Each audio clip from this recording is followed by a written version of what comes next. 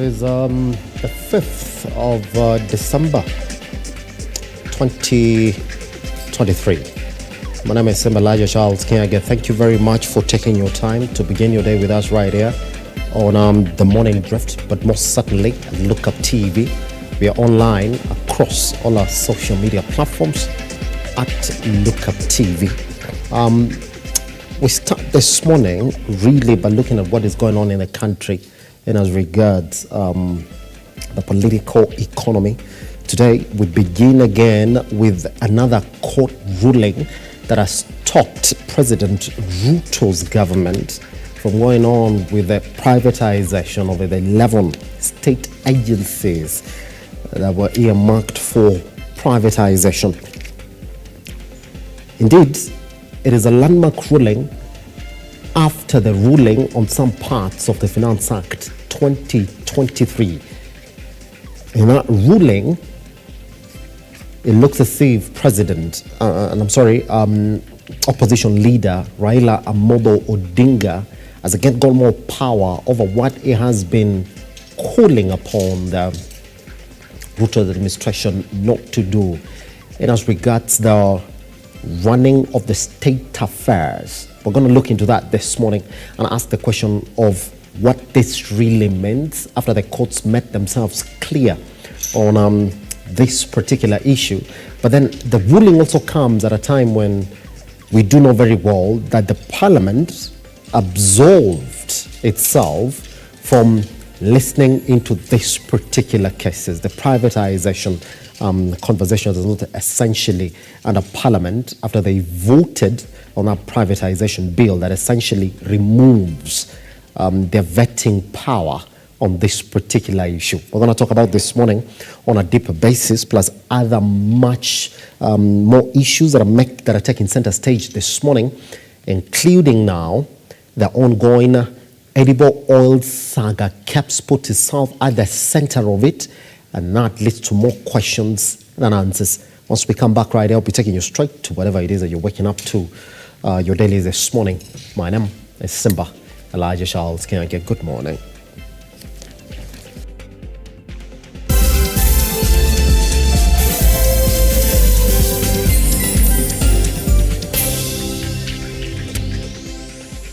Speaking with the Standard this morning, and this is the bigger story here, or what the big headline is. Raila changes tack to rein in on RUTO's excesses. With the President RUTO facing challenges defending his actions in court, azimio leader is on the corridors of justice and has gotten interim orders to stop the sale of parastatals, saying government bypassed the public in the dealings and went about it without scrutiny. That particular story again covered on pages 4 and 5 of the Standard this morning. There's also a story just below that on pages 2 and 3. Hospitals risk closing owing to climate change. Now, 1 in 12 hospitals worldwide is at risk of shutdown due to extreme weather. In Nairobi, scientists identified the NCCK Huruma Clinic as being at high risk during discussions at a COP28. We're going to talk about that story again this morning, but here it's covered on pages 2 and 3. DRC's future uncertain as troops pull out. EAC as a force has begun withdrawing troops from DRC just days to elections, eroding peace dividends gained in 1 year. Story covered on page 12. The story here on page 6 on TSC on unions. Now warpath over JSS intern contracts. Story covered on page 6. On Financial Standard on page 3, with dollar wars, is there a light at the end of the tunnel for the shilling? The question that is asked on this as the official or the market or the CBK rate, by the way, the shilling as of close of yesterday was around 153 point something to the dollar. There is also Tanzania standing in way of Kenya football glory. They're going to read that story on page 29. All right. On the back pages of the Standard, Guardiola is speaking. There's no reason to worry, but indeed it's true. There's reason to worry for Manchester City because they find themselves in an unfamiliar territory now after dropping points to Arsenal, Liverpool, Tottenham, Wolves as well. When you look at it, these are games that they would have essentially just least past And now, as December, the busy schedule begins, and they're yet to play Aston Villa as well, they find themselves in a scrapple. They have to fight to pull off. With Liverpool and Arsenal essentially just in their eyes, it's going to be, has to be a worry for Man City, really. Yeah, that's what he's saying. Good. We cross over to the Daily Nation. This morning, this is what they're saying. Why Raila blocked the plan to sell state farms. Azimio Chief Raila Odinga, this is what he's saying. The petitioner is particularly apprehensive that the impugned act essentially abrogates near absolute power to cabinet secretary and by extension the executive in privatization of sovereign assets and further elevates subjective economic perspectives of privatization above entrenched and non-derogable values and principles of governance under the constitution. That part of the quote, therefore, by one Raila Odinga. And there's a story here that we're going to talk about this morning. Referendum opposition chief through Zodium Party tells court that due to the strategic importance of the 11 parastatals earmarked for sale, it will require a referendum to privatize them. Essentially, again, painting the picture of why conversations around a referendum, again, has sneaked its way into this particular issue here this morning. Good. That story that we're going to talk about this morning, members of parliament fight draft law seeking to clip powers over pay. We talk about that this morning as well. Story covered on the back page of the Daily Nation. There's also a story here on how Pastor Michael Njoroge, a tale of sex, fake miracles on spectacular downfall and death. Story covered on page 10. All right, that's how we're going to look at it this morning. On the back pages then, we've already spoken about that particular story on members of parliament fighting a law that wants to clip their powers of determining how much they get paid. That's how it is, isn't it? Good morning. The majority of these stories then have been covered on our website on www.lookuptv.co.ke.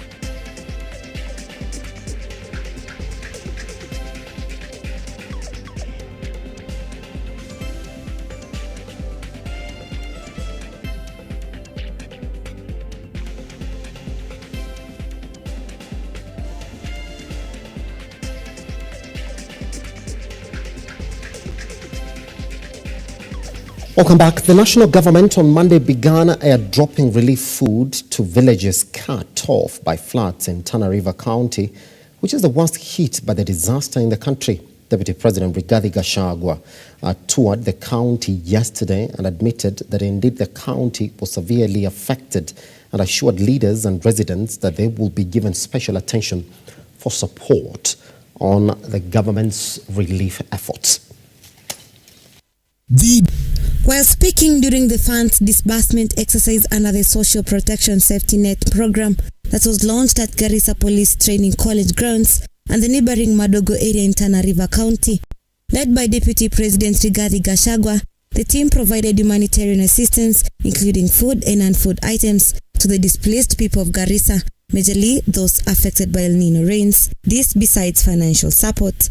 According to the Deputy President, the government is ensuring the comfort of the negatively affected Kenyans as a result of the El Nino rains, alongside strategic measures of returning the situation to normalcy. Na kwa hivyo tumekuja na chakula iko hapa na malori ingine imeletwa na serikali.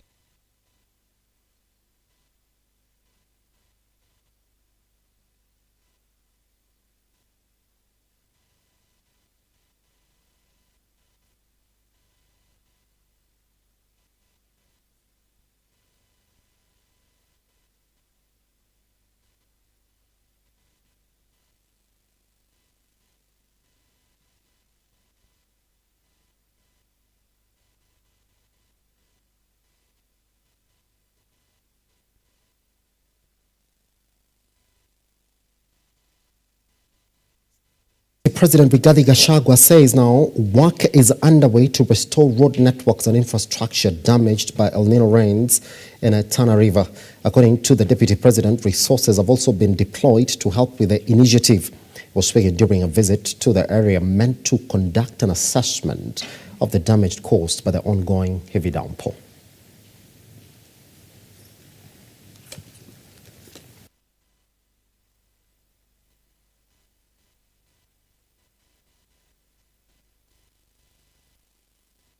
Gachagua, speaking today in Tana River County, has announced that they have already initiated the plans to work on the infrastructure. Rais wetu William RUTO amehuzinishwa sana na zile shida mmepitia, amepiga pole, lakini juu ya hayo ametuagiza kama watu wake wa mkono tuhakikishe ya kwamba hakuna Mkenya yote atakufa kwa njaa kwa sababu ya mambo ya mafuriko.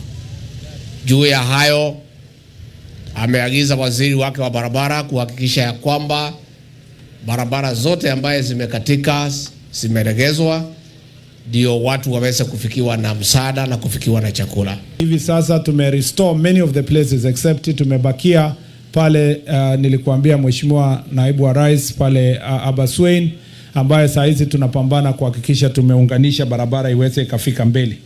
Barabara hapo kwa Madogo unaona ile washout tumeweka njia kidogo ya kusaidia kuleta chakula na watu kupita kwa muda huu. Tumesema pia pale tulikuwa na shida pale barabara ya Bangle kuja Madogo, pia kulikuwa na washout, tumefanya kazi, restore. Kenyans have been asked to move from floods hotspot areas and to be on the lookout. Nataka kushukuru governor, ameanzisha program ya cluster program. Hii cluster program ni kuwatoa watu kutoka huko mtoni awalete huku juu. Tunataka kukueleza tafadhali usupport hii program kwa ile mambo ya housing, ili hawa watu ambao kwa kila mara wako huko mtoni tuwatoe permanently, tuwalete katika vijiji wakae, ili tuondoke na kero la haya matatizo ya maji. Mimi nataka nimwambie gavana, hiyo program yako ya clustering tunaiunga mkono. Mshikane na watu wetu wa housing ndio ijengwe ile affordable, watu watoke zile area ambaye ziko chini wakuje juu, ndio hii shida ikitokea wasipate madhara. Lookuptv. Let's move on this morning then to sad news. As we start this December, 5 people died Sunday night after they were run over by a lorry whose driver lost control at Kikopey Trading Center in Gilgil along the Nairobi-Nakuru highway. The lorry driver veered off the road, running over 2 pedestrians who died on the spot and rammed into iron sheet structures on the roadside, killing 3 people who were inside the premises playing pool. Several persons were injured in the accident and rushed to the Gilgil hospital. Police have launched a manhunt for the driver and conductor of the lorry who fled the scene of the accident.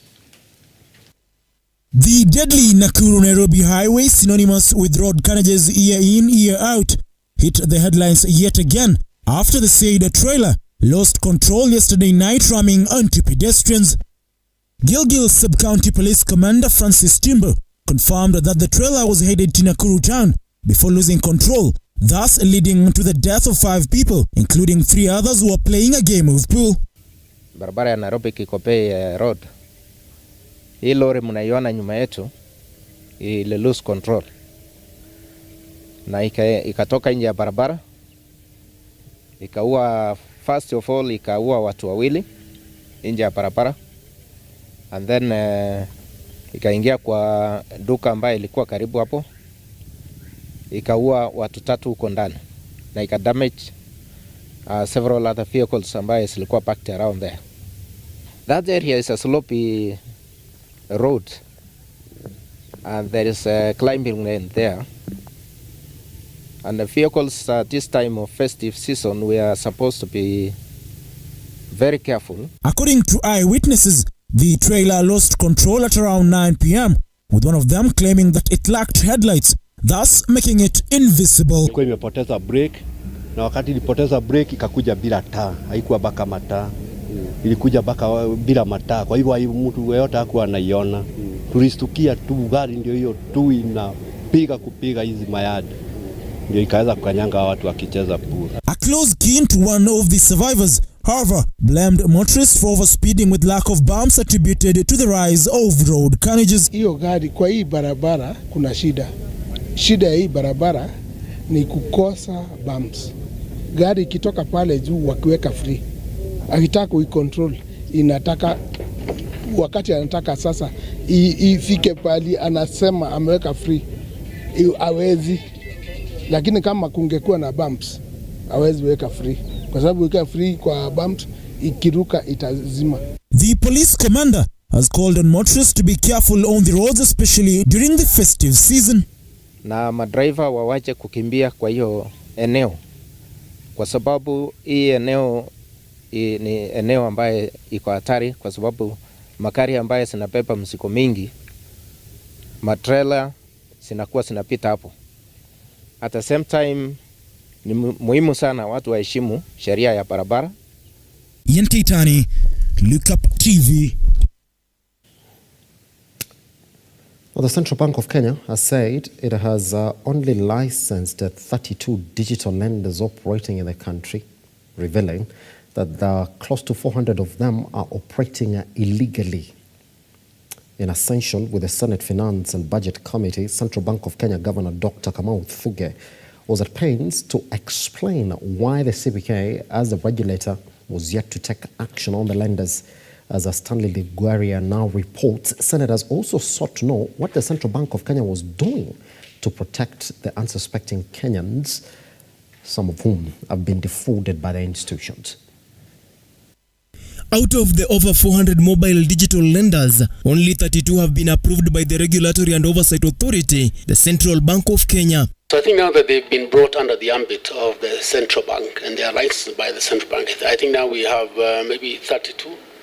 I think 32 digital credit providers who are licensed by the This is according to CBK Governor Dr. Kamau Thuge while appearing before the Senate Committee on Finance and Budget on Monday, chaired by Senator Ali Roba. And therefore, they are under us. We have inspection. They are under inspection, and more critically, their lending is really risk-based. The governor had a rough time responding on several issues raised by the committee tied around registration and non-compliance of digital applications, standardization of charges on mobile money transactions, collaboration with the Data Protection Office to safeguard customer data, fraudulent activities including illegal withdrawals of money by banks from customer accounts.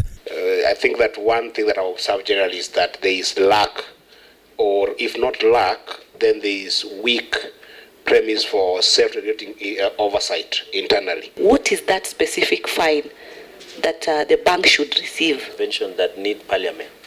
And I want to re-emphasize through the governor, I know under Article 93, Parliament meets both National Assembly and the Senate. The committee sought response on high interest charged by more than 4 unauthorized microfinance lenders, including Momentum Credit Company Limited, Mogo, Watu Progressive, M-Kopa and Tugende, even though he confirmed M-Kopa had registered. Momentum Credit Company Limited is not a licensed microfinance bank. The Momentum Credit Company submitted an application to the CBK to be licensed as a digital credit provider. The MCL's application has not yet been processed. Through the submissions from Governor Thuge, the committee was angered upon realizing that some of the mentioned companies were hurting customers by operating in an illegal space without being regulated, terming it as pseudo-fraud demonstrated through high interest rates and profit margins recorded by the lending institutions, exorbitant crazy transactional costs by digital lenders, even without operational license soon after initiating registration process. Bank to mobile wallet, it says 10 shillings. And then mobile wallet to bank, it says 60. And in this case, it appears to be bank to mobile wallet. It's supposed to have been 10 shillings, but it's 76. So the takeaway you have is that you really need to interrogate.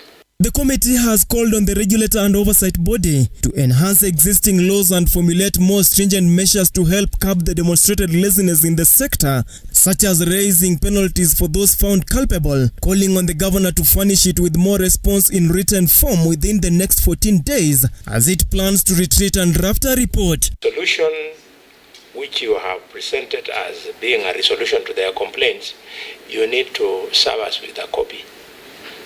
Yes, what it is that you have done resolving the problem. Stanley Lugaria, Lookuptv. Now, the Ministry of Treasury has been dealt a blow in its bid to privatize the Kenya International Conference Center and 10 other parastatals. The conservatory orders stopping this move were issued by Justice Chachamita on a Monday in a case filed by the Orange Democratic Movement, ODM, headed by Raila Amolo Odinga. Let's take a look.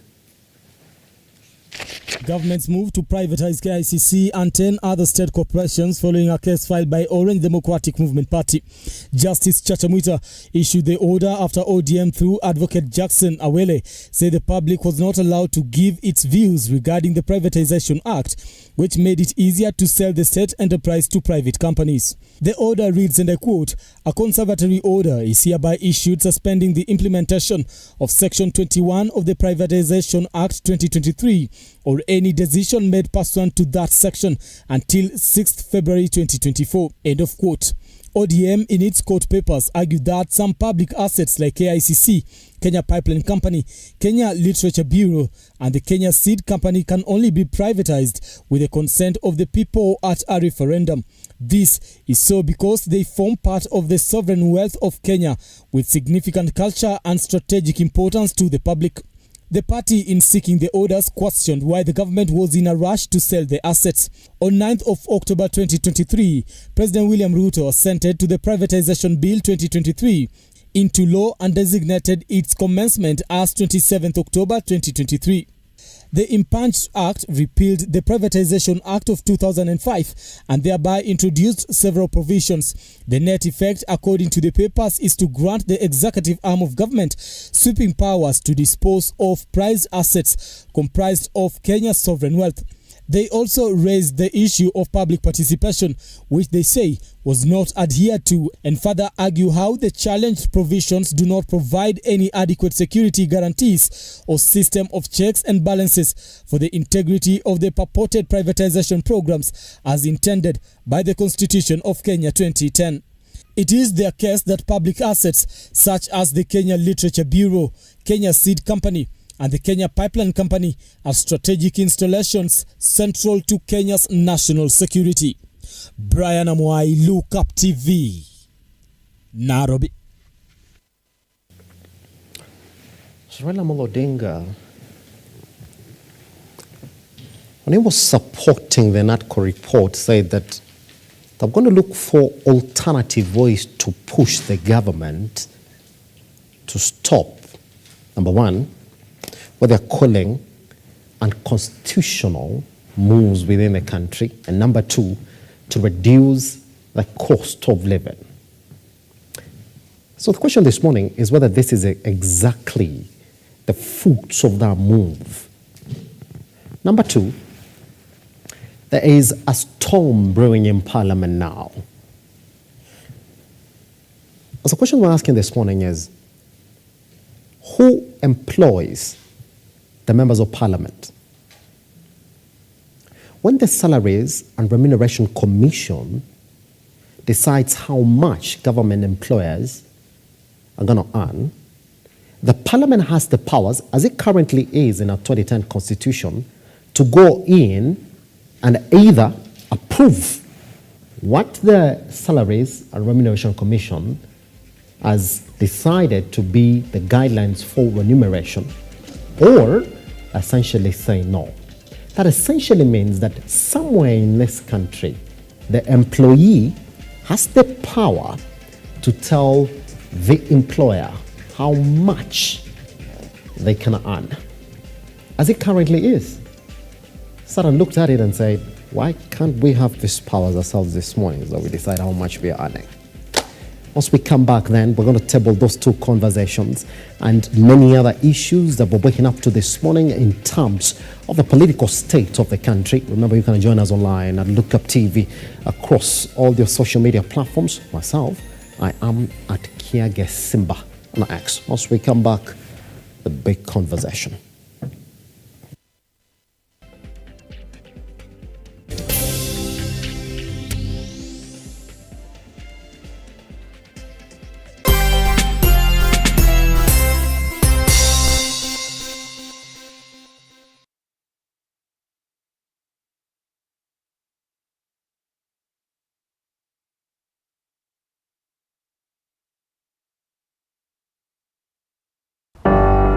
The story we're telling today is a story of passion in practice that grows into business.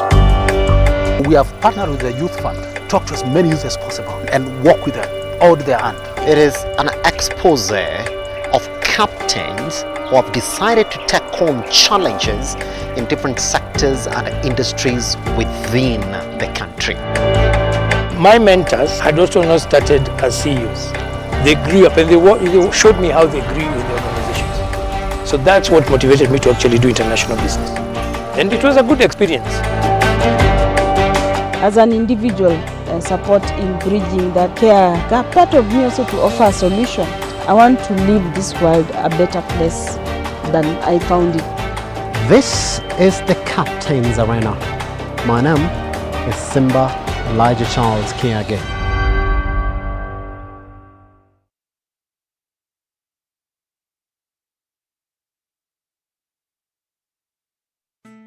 Once again, tuko hapa Angel Center for Abandoned Kids, all because of you. My name is Catherine Wanjiru. I am the admin, Angel Center for Abandoned Children. Our founder is Wamaitha Mwangi. We currently have 64 children, 32 going to school, and among those 32, 2 are special children, and we are left at the home with 32. Now the toddlers and the infants. To the RUTO Foundation, thank you so much for remembering us. Guys, we lack words. We lack words. Amazing. We don't know what to say. Thank you for remembering us. You made a promise and you have delivered. And may God bless you. To my fellow Kenyans, as usual, cheza loto, sio ndoto. Angel Center tumeshinda loto. Every time you play lotto, 25% goes to the RUTO Foundation, which supports our fellow Kenyans through various causes. Thank you for your help. Together, we are changing lives.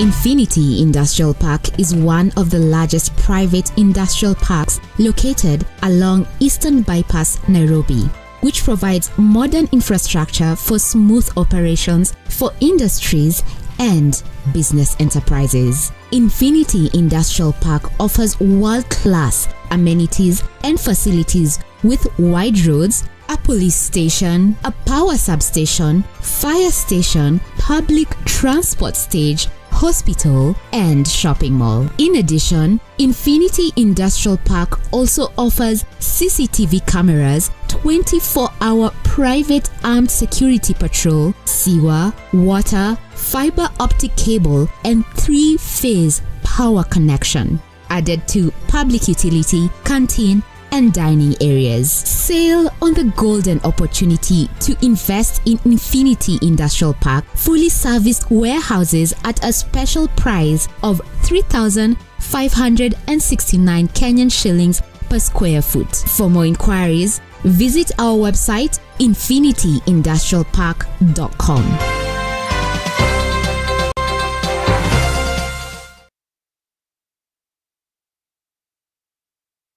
Are you a junior secondary school, a college, a TVET institution or a university and you want to advertise your intake? Book now and advertise with us today on both Lookuptv and all our digital platforms. Call us today.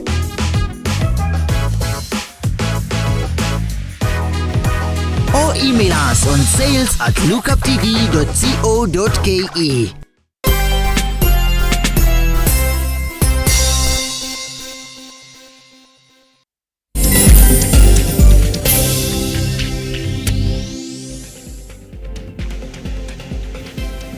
Well, Lookuptv across all your social media platforms. My name is Simba statehousekenya. This is most certainly Lookuptv. Let's talk about what it is that you're waking up to this morning.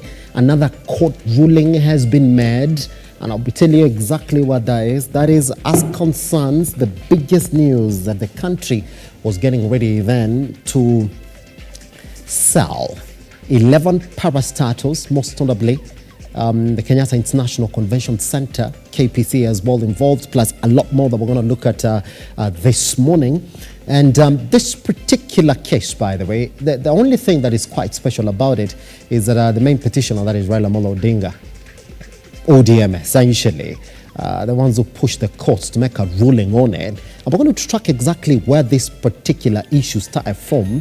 And we'll be taking you back to when parliamentarians decided to absolve themselves from listening into this particular issues in the country. Let's take a look at that story. Once we come back, then we table that conversation, and I'll be introducing the gentlemen who are joining us this morning as well. This is Lookuptv. The High Court has suspended the government's move to privatize KICC and 10 other state corporations following a case filed by Orange Democratic Movement Party. Justice Chachamuita issued the order after ODM through Advocate Jackson Awele said the public was not allowed to give its views regarding the Privatization Act, which made it easier to sell the state enterprise to private companies. The order reads, and I quote, "A conservatory order is hereby issued suspending the implementation of Section 21 of the Privatization Act 2023 or any decision made pursuant to that section until 6th February 2024. End of quote. ODM in its court papers argued that some public assets like KICC, Kenya Pipeline Company, Kenya Literature Bureau, and the Kenya Seed Company can only be privatized with the consent of the people at a referendum. This is so because they form part of the sovereign wealth of Kenya with significant culture and strategic importance to the public. The party in seeking the orders questioned why the government was in a rush to sell the assets. On 9th of October 2023, President William RUTO assented to the Privatization Bill 2023 into law and designated its commencement as 27th October 2023. The Impunged Act repealed the Privatization Act of 2005 and thereby introduced several provisions. The net effect, according to the papers, is to grant the executive arm of government sweeping powers to dispose of prized assets comprised of Kenya's sovereign wealth. They also raised the issue of public participation, which they say was not adhered to, and further argue how the challenged provisions do not provide any adequate security guarantees or system of checks and balances for the integrity of the purported privatization programs as intended by the Constitution of Kenya 2010.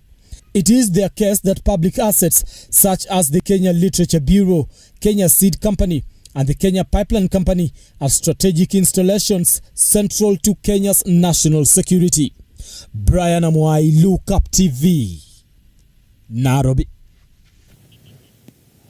Right. Let's do this then. Talk about exactly where that comes from. And for anybody wondering why the government is doing this, by the way, this essentially started as the Privatization Bill 2023, which now you are supposed to refer to as the Privatization Act of 2023. And I'll be telling you exactly where that essentially comes from. This bill essentially absolves Parliament from granting the government powers to privatize state corporations within the country. And it's a good thing that I do see Ken Sankara with us here this morning. How are you doing, sir? I'm fine, thank you, Simba. Happy to have you around as well. Pleasure is all mine. I must also say hi to William. William, how are you doing, sir? Not bad, Simba. Happy to see you. Good to see you too, Bana. Yeah. Have you been? Fantastic. I can't complain. Let's start like this, Ken. By the way, if you look at that particular issue, it's not just as light as it is. Even Raila Amolo Odinga, when he makes his pronouncement on why he really rushed to court for them to make a clear ruling on this privatization drive by one President Dr. William RUTO. He goes on to say again that indeed some of these issues need to go to a referendum. That's what he's saying. That, you see, when you want to privatize state agencies in the country, some of them are essentially cultural matters and they're controlled by a lot of citizenry. So you essentially need to go to a referendum before you actually get to do that. But let me just take you to early last year. Actually, not early last year, it was late last year, when the privatization bill went to the National House. It was majority voted for by those members of parliament in the House, silently went through. It is now that the likes of Raila Amolo Odinga now, through the ODM party, are essentially coming in to ask the courts to make themselves clear on this particular matter. Let's talk about 3 issues in it. Number 1,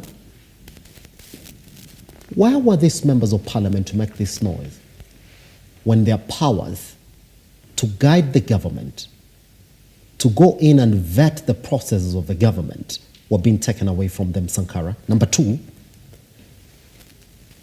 a referendum process, when we have another referendum that we're looking at now, is essentially what Raila Amolo Odinga is proposing. And number 3, is it too late? Is it ever too late for us to say, maybe this particular act that the National House passed needs relooking now? Thank you, Simba. Once again, it's never too late to do the right thing. Yes. Let me tell you, the enactment of the Privatization Act by the National Assembly, or the unanimous endorsement, was the direct usurpation of the sovereign power donated by the people. You see, the Constitution was designed in a way that the powers that both the executive, the judiciary, and the parliament or the legislature acts upon is in trust of the people. It is the people first. Article 1.1 of the 2010 Constitution stipulates that the sovereign power belongs to the people of Kenya. In so saying, they have the privilege of exercising it directly or indirectly within the constitutional framework. So, by Parliament endorsing this act, they ought to have determined, Parliament should act like a court of law. Yes. When you are brought before a court of law, the juries will always determine or try to determine the intention. Yes. What was the intention of President pushing for the privatization and absolving Parliament of the powers to grant them a no or yes? That was usurpation of the people's power. Number 2, that begs the question of whom do we elect to these houses? Do they really understand the fundamental responsibilities that are bestowed upon them by them contesting and declaring to become members of parliament? A member of parliament have very categorical constitutional responsibilities: oversight, legislation, and the third one is what? Oversight, representation. And legislation. So, in this parliamentary endorsement of the Privatization Act, did they actually represent the people's interest? No. The strategic importance of monumental buildings like the KICC, by Parliament agreeing, or MPs in majority agreeing to the sale proposal, that arrogates absolute power to both the executive and the parliament, as opposed to what it should be. They are operating on donated power from the people. Yes. So I've brought in a concept of the integrity question. Number 3, these MPs would not have stood their ground to confront Dr. William RUTO and his unconstitutional suggestion, because you cannot throw stones while you are living in a glass house. Most of these people are rotten to the core. They have scandals stretching all the way from River Limpopo to the Nile. Yes. They cannot question the law. Because Sankara, you say that.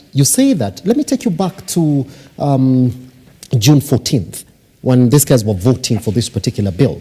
Let me just give you the details. Out of the 257 members of parliament who were present in the House that day, 176 voted in favor of the bill.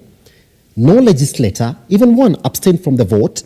92 parliamentarians, however, were absent during the vote. That if you look at the way they voted, it's like, well, if 176 voted in favor of the bill, it's like majority of them in that house essentially supported it. Even some of them, by the way, from the opposing side of the government. Yes, we understand that was expected because once William Ruto, the president, assumed office, one of the key activities he embarked on is to interfere with the opposition. Yes. Poaching opposition MPs and still, purporting to be expecting a vibrant opposition to pull the checks and balance board games against him. This sense that Raila Amolo Odinga is giving us now is rushed to court immediately. Why couldn't we see him rush to court immediately this past?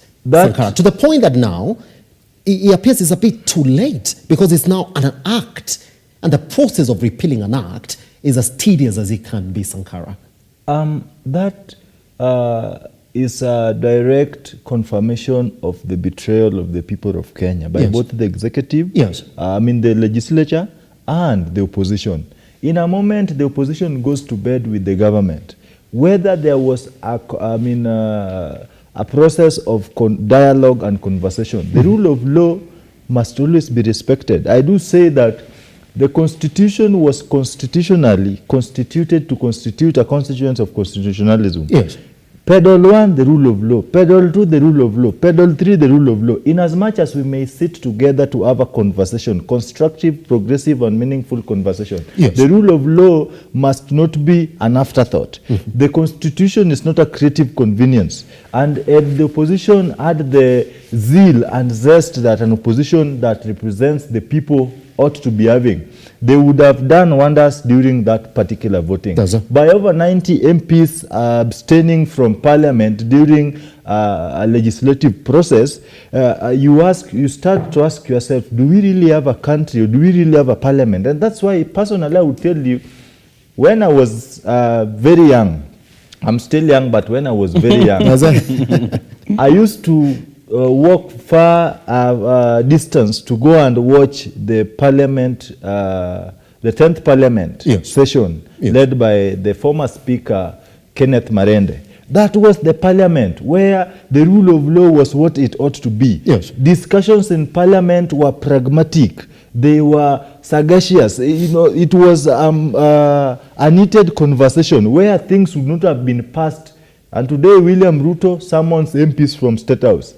Si wewe uko na scandal ya edible oil, enda upinge hiyo bill, tutakutana wewe. Si wewe uko na scandal ya nini pale uliiba pesa ya CDF, nikuone. You see, when the president came loud and told MPs that go against that finance bill and you will see, he knew what he was saying. You know, how do you say, birds of a feather, they flock together. He knew these people. Sankara, I'm going to come back to you on exactly what it means now, because it looks as if yes, court is one way then to stop the government from doing something that is within lawfully an act. This is what Raila Amolo Odinga through ODM now has done. But the other process, William, then, that for you to repeal an act, you have to go back to the same National House. Number one, come up with another bill that is supposed to amend the existing act. Should that go through the first reading, second reading, and third reading, then it will be an act that replaces the existing act. Let me show you exactly what has happened, by the way, during this entire period when majority of Kenyans have realized, so this is exactly then what it means once the state agencies are going to get sold. The other day, Mwea Rice was also put up for sale. And you did see what the farmers and members of parliament from that side exactly said. They Over their dead body. That's it. They said, over our dead body, if you want to sell this, sell it to us. Yes. Sell it to us. 55% shares. That's it. They say that. Sell it to us. So that essentially means then that some members of parliament right now are making sense of this particular act right here, the Privatization Act of 2023. Same question. where were these members of parliament when this was actually passed? And I'll tell you why. Some people said there was so much that was passed within the Finance Act of 2023 to the point that this is what has kept us. We're essentially talking about the housing levy, we're talking about the 16% VAT, if you will, talking about other issues to the point that this ran away from us. Number two, is it ever fathomable, William, that because of the outcry now we've seen for even the farmers in the country, that would ever get to that stage where in the case that we do not go to a referendum, we might see an uprising within now the National House, vile wanasemanga vitu kwa grounds ikikuwa mbaya, you run back to the National House to come up with another act that is going to replace the Privatization Act of 2023. Is that fathomable? The supreme power belongs to the people. Yes.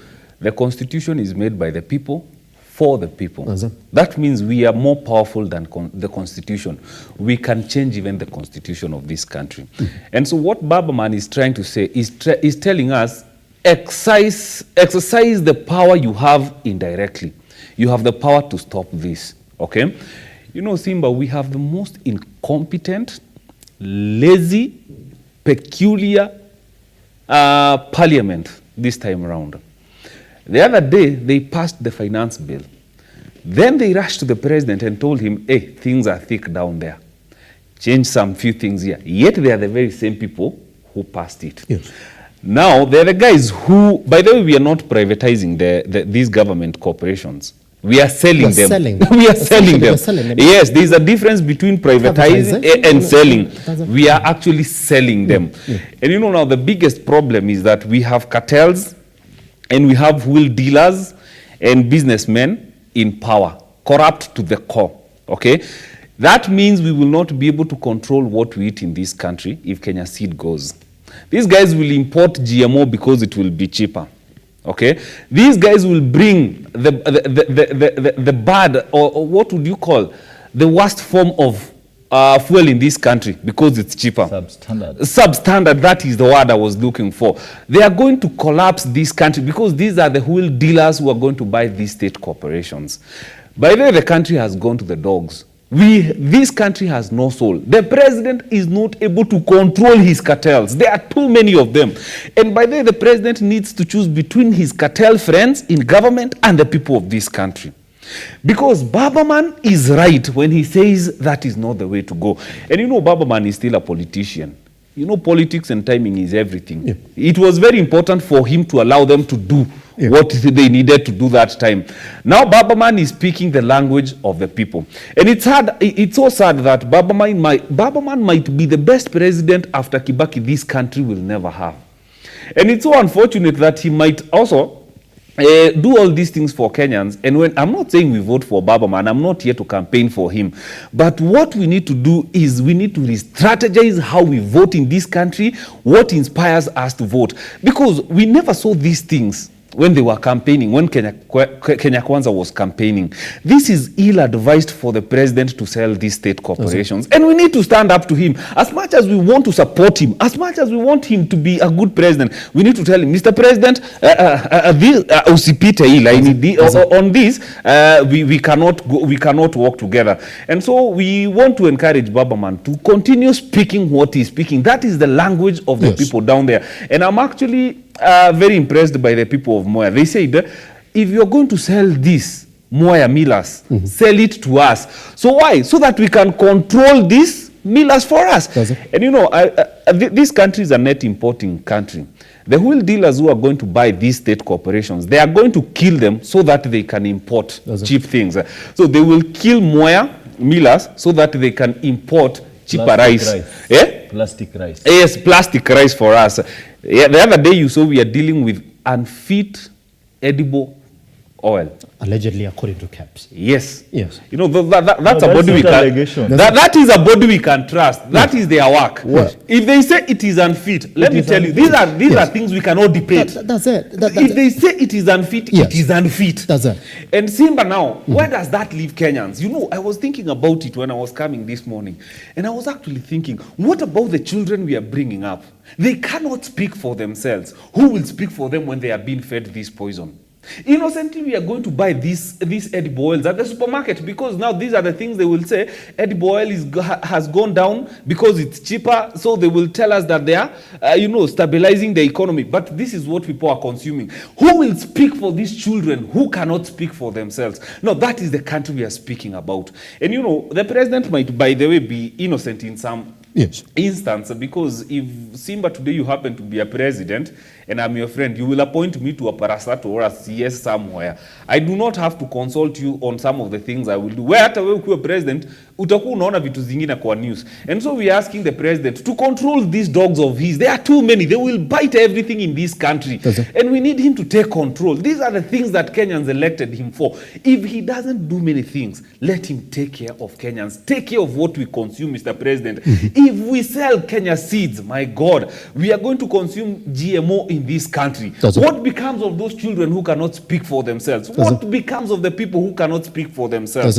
And I was telling Mary the other day, the media houses are the only platforms right now that we can use to speak the truth to the powers that are, my friend. Because if we don't speak the truth now, my brother, this country is going to sink. And history is going to judge us very harshly. Our children will ask, what manner of cowards were our fathers that all these atrocities happened and none of them spoke? Sankara, let's hear what ODM said yesterday. ODM said that at best, when they look at the reasons as to why the government is selling these national corporations, they're saying that it's just to meet conditions that have been set by the World Bank and IMF. Okay, let's look at the reasons that the government is giving us. And I will start with KICC. Now, this is the government speaking. The privatization of KICC will generate additional revenue for the government and reduce the demand for exchequer support. That's National Treasury. Just hold on. This is according to NOC. They're selling the National Oil Corporation. They're saying that it will enable government to build capacity with relevant skills to enable NOC perform its mandate in identifying appropriate international oil companies to undertake upstream operations. Just hold on. Let me go to the third one just before we come in and see whether they're indeed supporting what Raila Amolo Odinga is saying. Now, the privatization of the new Kenya Cooperative Creameries Limited will attract capital investments and expertise from the private sector to modernize the company's milk processing plants. That when you look at these particular reasons, Sankara, ODM is just confirming to us what the National Treasury was saying. That the only reason we're selling KICC is not that we are failing to manage it. They're saying that we're going to release more funds to the National Treasury. We don't need That's it. That's what they're saying. That we're going to release more funds to the National Treasury so that the National Treasury can have more money to run this government. When it comes to NOC, they're saying, well, it'll give a chance to private investors to come in and increase the capacity of NOC for more research upstream. When it comes to areas like Kenya Creameries, they're saying, well, it is because, again, we need more money pumped so that we can modernize those particular facilities. Is that reason enough then for us to sit here and stop them from selling these entities, Sankara? They ought to have told us how much have we lost for running these entities in public trust. Privatization is the transfer of industry, business or service from the public management to a private management. They ought to have told us in a span of 3 years, and William Ruto just took power 13 months ago. Well, how fast is he so determined to ascertain the losses KICC has been making while this building has been there since time immemorial? Let me tell you something. There is nothing like losses. And before I get to what I want to say, circumstances are clear on economic backgrounds, on situations whereby privatizations may be imminent. And privatization has been an evolving concept from 80s, 90s, and even the 20th century here in 2020s. The concept of privatization in the 80s is much far different from what we may consider now. Because we've witnessed various drastic market adjustment trends. But all said and done, all this culminates to the dalliance between President William Ruto the most handsome man before the IMF ladies. Hey, the moment IMF sees William Ruto, they see handsome man, a man who executes. In whose interest is this dalliance between President William Ruto and the IMF and the World Bank? I will say without any fear of favor that IMF and World Bank are Western economic or financial schemes that were primarily designed and founded on the principles of strangling African economy, ensuring that we remain where we were never before. In the RUTO's economic activities, it is 1 step forward, 3 steps backward. Yes. RUTO just took power the other day, 13 months ago. The GMO concept has been a no-go zone in this country since President Kibaki was in office. Uhuru Kenyatta took 10 years when he was the deputy and opposition leader at the same time. Now he just came to power the other day. He realizes that we really need to import GMO. I had said before, and I will still repeat, let William Ruto donate a portion of his vast land that he has. Let Babaman follow, let Uhuru Kenyatta follow, and the people of goodwill, we embrace organic farming. Because let me tell you, when I drag IMF into this war, I'm not speaking out of hearsay. Yes.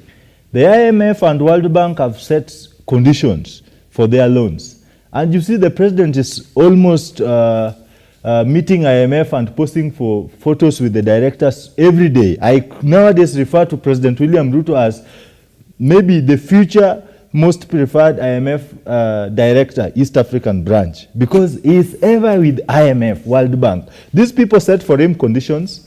The structural readjustment, even all the way stretching from the university funding module to secondary school government subsidy, these are IMF set conditions. The removal of subsidies is an IMF set condition. Let me explain how. The IMF gives loans. They tell you for you to receive these loans and maybe directly into the agricultural phenomenon. There is what we call the 100% certification, seed certification policy by the World Bank. The World Bank wants to ensure that all seeds that farmers grow are certified. What is the repercussions on the indigenous farming and the, let me call it indigenous farming?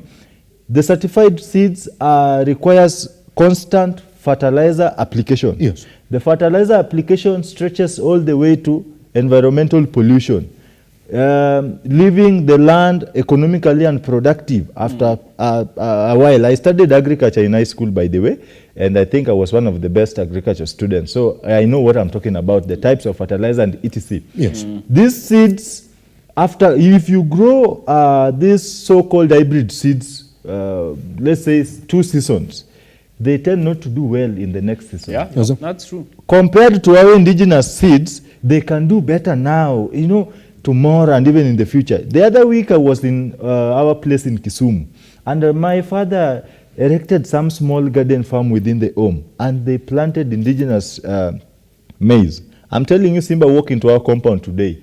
The maize are equally taller than myself, and they are having 3 maize cobs on it. Yes, no fertilizer application, no nothing. Very productive. But here comes a case, we are producing fertilizer. They started with fertilizer. That's why I said these are IMF policies. Yes. The president started with fertilizer. That was a red alert on my side. I said this is a red flag. He came with subsidized fertilizer. You can't subsidize what you are donated to. You only give what you have. And that's why Kenyans are finding it tough to fund this government, because the president is taking more than he is giving to the people. Yep. Now we have this fertilizer. They brought the fertilizer concept. We went quiet. They brought the GMO concept. And Moses Kuria, when he was the minister in charge of trade and investment, he said, a lot of things add up to the list of things killing Kenyans. What is wrong with us adding GMO to the list? Because at the end of the day, you will die. In progressive societies where leaders are accountable to the people and respect the sovereignty of the people, Moses Kuria would have been kicked out long time ago. But that is the problem. The president has cartels, and he wants to reward is political loyalist, in as much as the people's sovereignty is being undermined. That's why we get it wrong. So we must strive to remain independent. We must say, in as much we are going to work with IMF, the sovereignty of the people must be respected.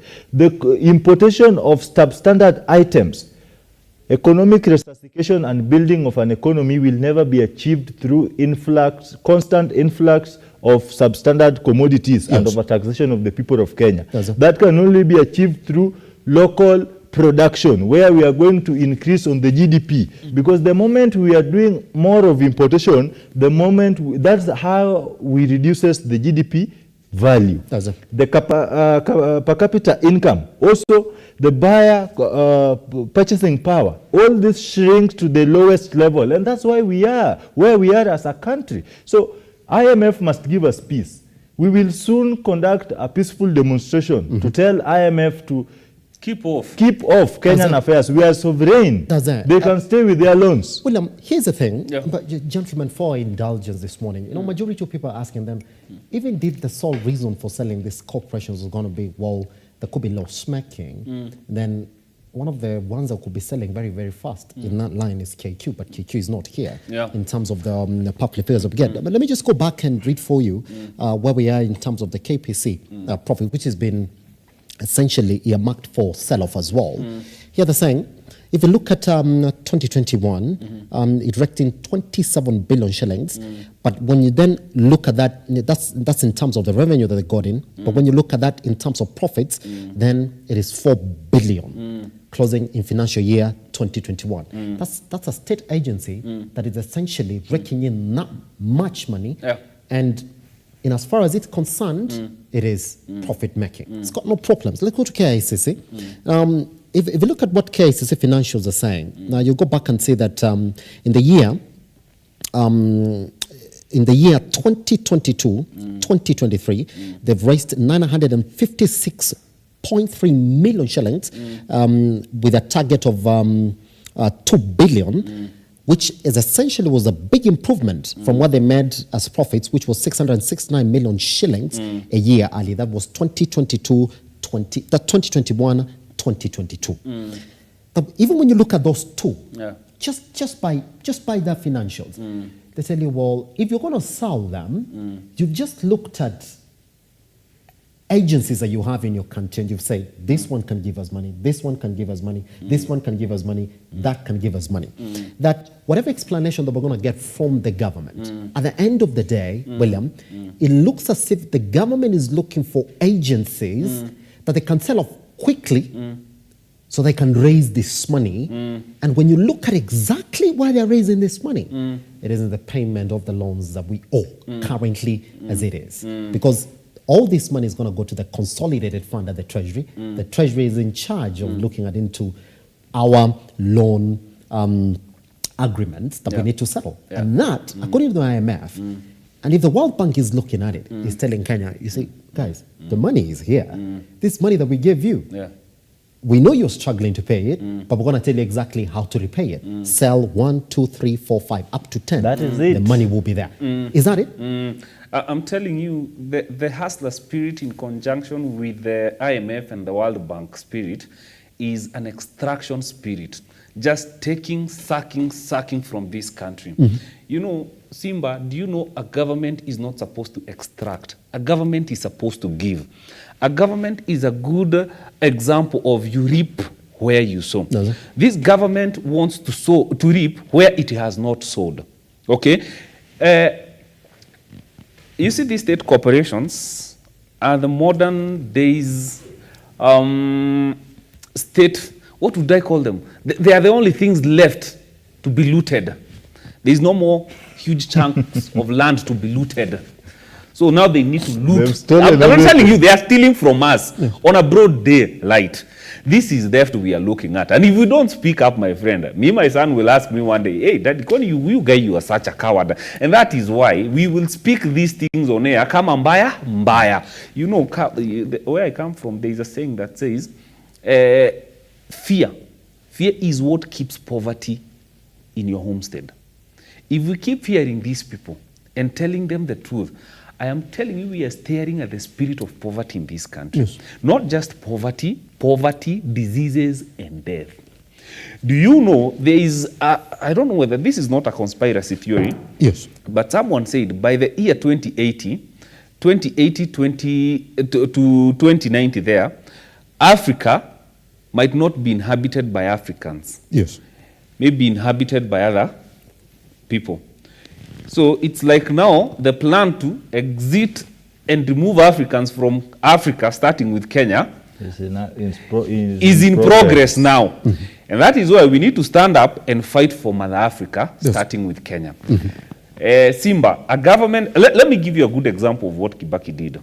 And I will always use that man as the best economist we ever had in this country. Yes. When he took over power, he made policies and he made road infrastructures that carried the policies that he put in place, such that in his presidency, his cow was producing enough milk. 8 years of Uhuru Kenyatta Muigai, the president, former president, was sustained by Kibaki's infrastructures and policies. Okay, that is how the economy was good. The last 2 years of Uhuru Kenyatta Muigai, when he gave us subsidies and when he adopted Kibaki's economic models and the policies of tax cuts and tax reliefs, that is when he collected the much revenue. So in Uhuru's last 2 years, when he adopted Kibaki's economic models, you can see how he was able to grow the economy amidst COVID. So if you ask yourself what this government is doing to give to Kenyans to work with, is just extraction. And I will say this without fear of doubt, that the middle class, the millionaires and the billionaires that Kibaki created are going to die within these 5 years of William Ruto. Fact, that is true. Why? Because if you look at how guys are spending money, there is no circulation of money. Kibaki gave us good infrastructures of road. Uhuru added to the infrastructures of road, but William Ruto has taken away the production of the roads. He has taken away the cars from the roads with this Finance Act. Guys are not spending on fuel. We will keep saying that. The roads are empty, my friend. So what is William Ruto giving this country for investors to work with? And it is not a wonder that guys are running away from Kenya. There is nothing that the government has given investors, business people to work with. It is just extracting, and that is what World Banks want. If we have seen what loans can do, and then we come say that we are selling these state corporations because of loans, then are you telling me we want to repeat the same mistakes of Uhuru Kenyatta of loans? Then we are not learning from his mistakes. If we were to think of growing this country, let's think of production. Let's think of subsidies on fuel. Let's think of tax cut and tax reliefs. Let's think of policies that may take us 3 years. Let's lose on revenue for the first and the second and maybe maximum 3 years where we are trying to formulate this year. But the fourth and the fifth year, this country's GDP will be growing. But they came into power and they want to compete with revenue collection to where Uhuru left it without their input. It will not work. And that is why, if you look at these vendors and small businesses, they are removing their till numbers and pay bill numbers from their businesses. Why? Because this government is hustling from them. It is the hustler spirit I'm telling you about. It is hustling from the businessmen and the vendors without any input on matters, economic policies that empower these guys to do their business comfortably. I'm not saying that people should not pay taxes. I'm saying, what is the government doing to empower the policies in this country to expand the taxation bracket? If today, Simba, you have 100,000, you are most probably going to spend that money on your daily hustles without thinking of investing that money. Because you are wondering, where do I put up an investment? If you look at our shares, they are dropping like a bird from the air that is dead. Nothing is working in this country. And that is why we are saying, as the people of this country, we need now to realize what is happening. Things are not as rosy as we thought. And that is why this government cannot continue speaking the same language they spoke when they first took power. We have been patient enough with them for almost 13 years. By the way, Simba, you know, I was very vocal with saying that the president is okay. He needs to travel around the world. Let me finish this. William, I want us to go on a break. But once we come back, because we're out of time for this particular segment, I will give you that chance to clear that quote. Okay. But I'd like us to go on a break with this particular quote, by the way. This is according to Kimani Ichung'wa, who was saying that I've heard them say that KICC is being sold. KICC today, 90% of the tenants, I think, is Parliament, paying peanuts because it is government to government, and that is a prime location in our central business district. Continued, if for instance KICC is listed to a chain of hotel that can run in the private sectors who've got expertise, you can imagine the amount of money the government will be able to generate. That's what he's saying. Once we come back then, we're going to look at that particular issue, and also once we come back from this break, members of parliament now are getting questioned. Is it true, or is it ever okay for member of parliament to decide how much money that they would earn? Once we come back right here on the Morning Drift.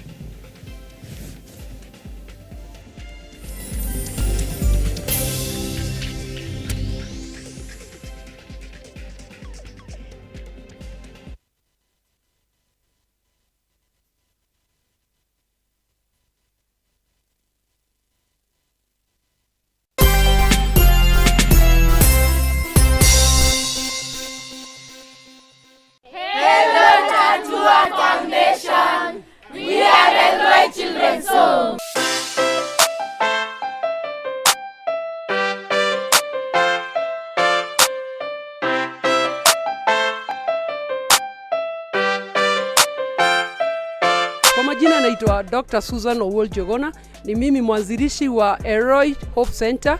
Eroi Hope Center tuko na Eroi Children's Home na Eroi Outreach Mission. Siku ya leo tuko na furaha kukuwa na watu watatu hapa. Asanteni sana kwa kutucelebrate. Tumefurahia sana na tunawapenda tu sana. Thank you for impacting our lives and changing our story.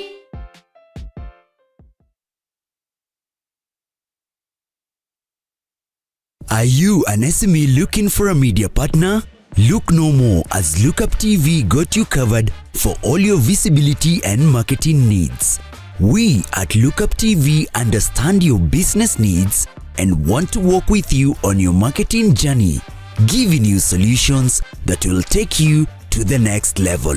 Call us today on 0707 572 358 or send an email to sales@lookuptv.co.ke and kickstart this amazing journey.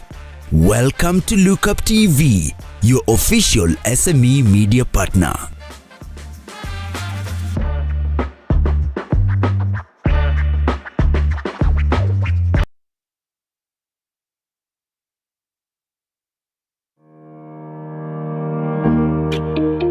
Hi, and welcome to Tujenge Home.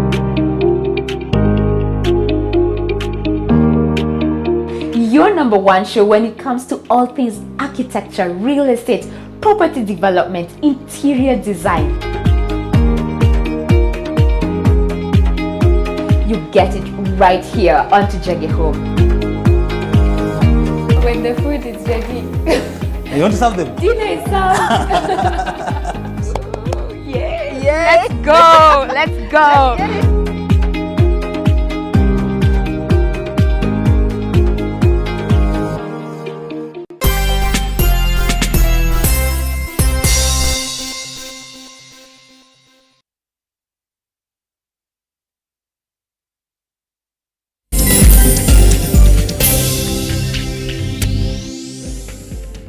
Right, welcome back to the Morning Drift. My name is Simba, Elijah Charles Kiage. Let's then chat the next couple minutes in this particular conversation that we're having this morning. And just before we went on break, I want to take you back to William so you can clear your sentiments before I can give it to Sankara this morning. This is what Kimani Ichung'wa is saying, that if, for instance, KICC is listed to a chain of hotel, and by this, I'm not reading broken English this morning. If you go to our website, we quoted him verbatim. This is what he's saying. If, for instance, KICC is listed to chain of hotel that can run in the private sectors who are expertise. That's what he said. We quoted him verbatim. You know what he's trying to say, but he broke the English kabisa. You can imagine the amount of money a government will be able to generate. So Kimani Ichung'wah's thinking is that this was government investment in these entities. That these entities have grown to the point that now the government can actually sell them. The shares in these entities at a profit that we can get out. And in fact, now if, for example, you lease out KCC to a private investor who's going to come in and charge properly. And they're saying that majority of the tenants at KCC is Parliament. So if a private investor comes in and charges properly, properly would mean essentially pay more money out of this. So you would see it's fitting into the script that Raila Amolo Odinga was talking about yesterday when he was giving us a presser out of that court's ruling, when he was saying that ideally the only reason that these entities will be sold is because the World Bank and IMF is saying release more money so that you can pay your loans. That in the grand scheme of it, sell your shares out of these entities at a profit. Good. Make sure that the tenant who comes in charges appropriately so you can make more money out of the taxes you're going to get from that. That's just what it is. Simba, we are living in dark times. Yes. Oh, by the way, I should remind you at the point where you're saying during this time when the president is really traveling. Yes, before break. Yes. By the way, you know, at first, I thought it was quite important for the president to travel. But the president has been in office less than 450 days. Today, he's in India. 43rd trip. That means the president has never been in this country more than 2 weeks. He has never been here. And that's why the country is going to the dogs, because he cannot call his house to order when he's not around. One of the reasons we are headed the way we are headed is because he's never in this country. And now that all these things are coming to light, because all these things are intertwined, you know, if you look at the pattern, you can see where we are headed. And that's why we have to speak up and save this country.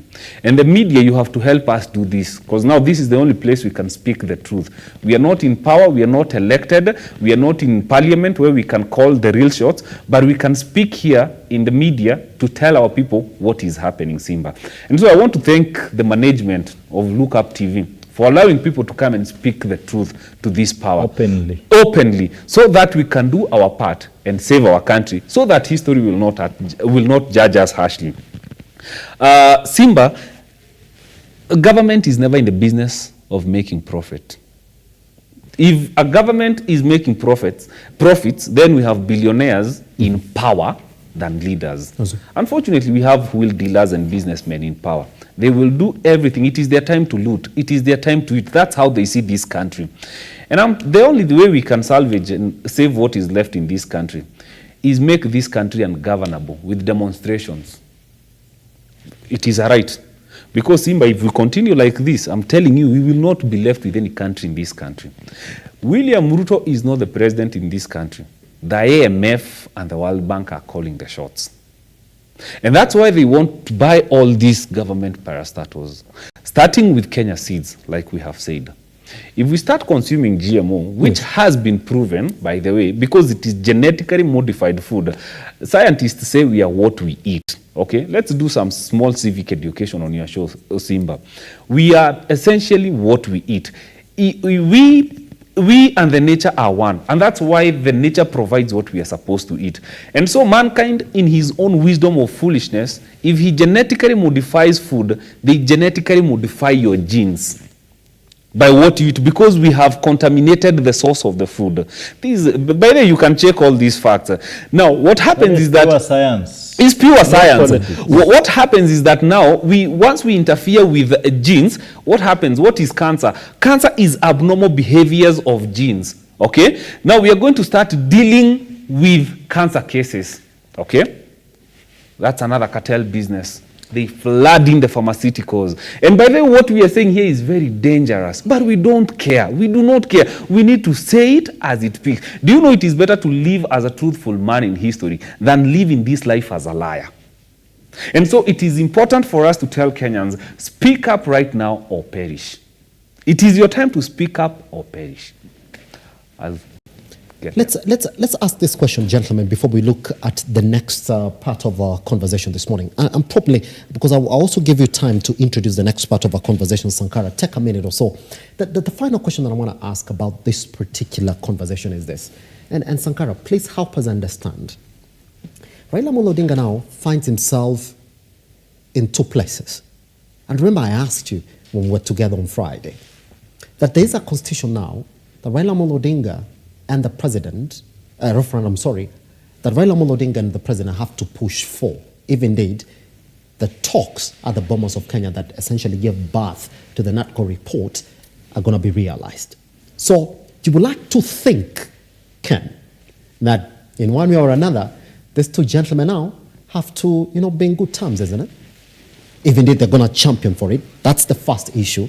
Number two, does this sort of make us ask more questions about the true intention of these two gentlemen out of those Bomas of Kenya talks? Because you like to think that now will not be the time that Raila Amolo Odinga will be fighting the president's administration in these particular issues. Two, Raila Amolo Odinga said they're going to look for different ways to push this government and their administration.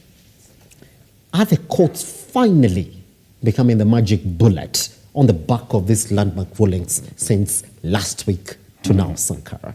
Could you help us understand those two items?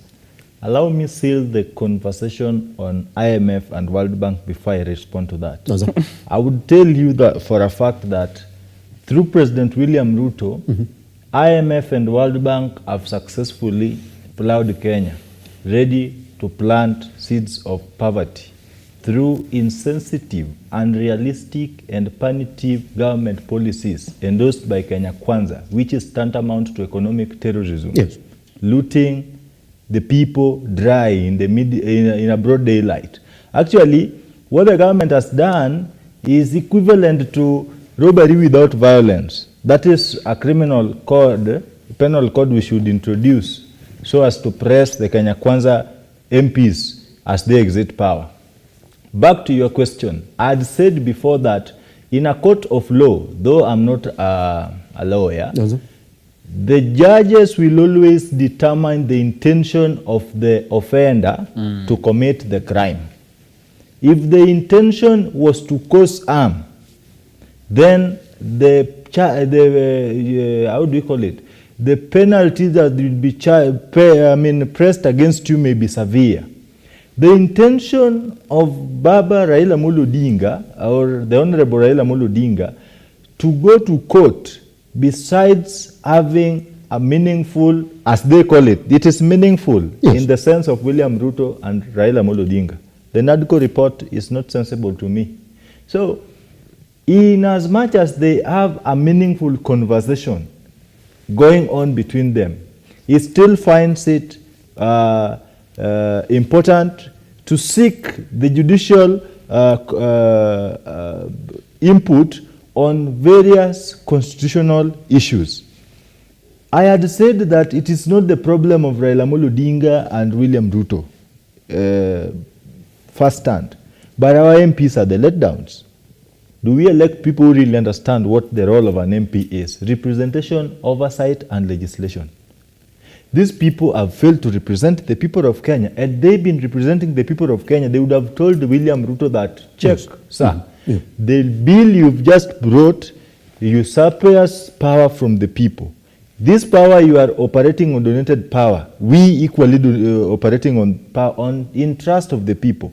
Whenever we are going to take this power from Parliament, not to have a say on such like issues, then you are trying to tell the people of Kenya that you are there to be seen and not to be heard. That is number one failure that they had made. So, Raila Amolo Odinga, I mean, at times I feel it is necessary to exempt Raila Amolo Odinga from these conversations. Simba. Raila has been there since time immemorial. Raila has fought for democracy. Raila has fought for multipartyism. Raila has fought for the new constitution. Raila with other people have fought for ABCD. What are we doing as a country? Were we born to be fought for by Raila Odinga? What if Raila ceases to exist today? Will we close down this country because Raila is not there? We must let Baba. Baba is at his 70s. In fact, he is a motivation to me, though I don't ascribe to their political ideologies. But in his 70s, he's still actively pursuing his dream. But we have a scenario where a government is trying to tell you that wewe utakufa tu, hata kama hujakula GMO utakufa. Kula ukufe. The only hope they are selling to you is death. And let me tell you, the Kenya Kwanza-led administration and their affiliate spokespersons have in recent past coherently spoken about Kenyans giving the president more time to deliver, while at the same time they should brace themselves for the worst. So you're telling me what is coming is worse than what I'm experiencing, but again I should bear with you. How stupid are we? Who is that? Who has the monolithic patience to entertain such stupidity? The essence of patience should be hope-oriented. You can't sell me doom and tell me to be patient. I'm a human being. Yeah. If I die, I die. Nomiela told us that if you speak, I mean, they came for the socialist, he did not speak because he wasn't one.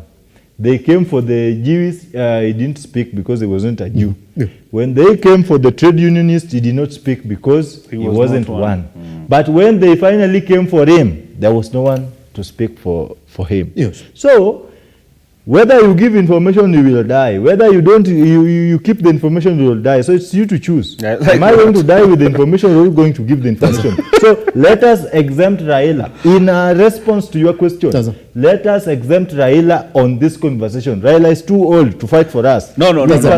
Simba, allow me to interject a bit. I also want you to weigh in on that, gentleman. We can exempt, I'm not saying we exempt Raila to ignore his input. Yes. What I'm just trying to say is to invoke that active perspective from the young people. We are the majority. Raila is only one single old man. Why should we relate the wars to Raila alone? How are we fighting, helping him to fight for this? Simba. William, there's a special situation that we're looking at here. Why would Raila Odinga be fighting the government now at a time that it would like to be in the good books of Dr. William RUTO, so they support a referendum together? Then maybe after that is when we'll be seeing cases like this now going to court. Simba, with great power comes great responsibilities, and power is given by God. Raila commands almost half the population of this country. 3/4.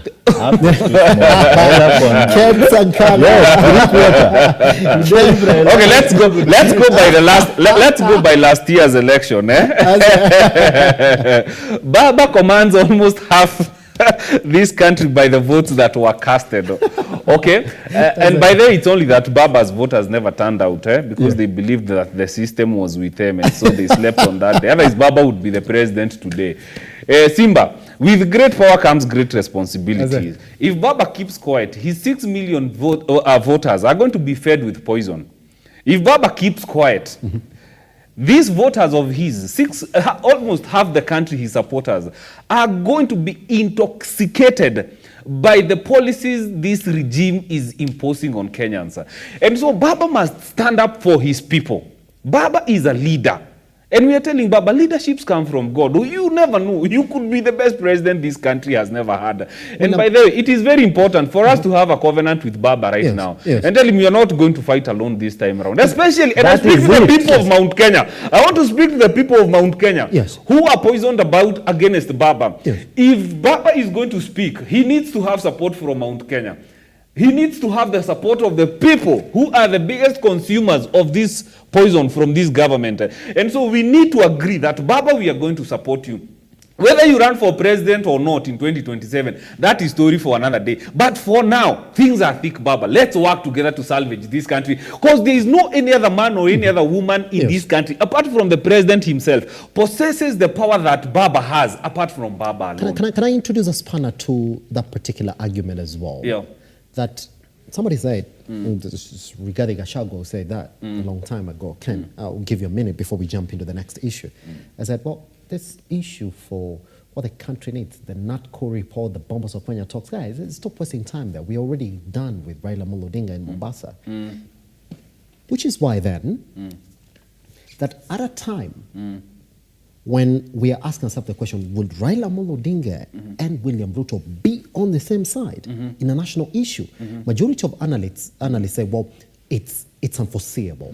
Like, Raila Amolo Odinga knows very well that today, if he's seen with Dr. President William Ruto championing for a referendum, that's already a lost cause. Yeah. And somebody somewhere may not want Simba. to see that. Number two, so is Baba behaving like a man who already knows that indeed once that particular proposal for a referendum or in the event of a referendum is going to go down the drain, so and he already knows the eventuality of that, so that's why now is the best time to hit the government. That's why somebody said, how can you hit while supporting? Is it clear now that Raila Amolo Odinga on that particular NATCO report that is essentially going to go into a referendum, he already knows it's gone nowhere, so now is my time to actually hit the government. Every time Baba worked independently, he has always come out as a savior in this country.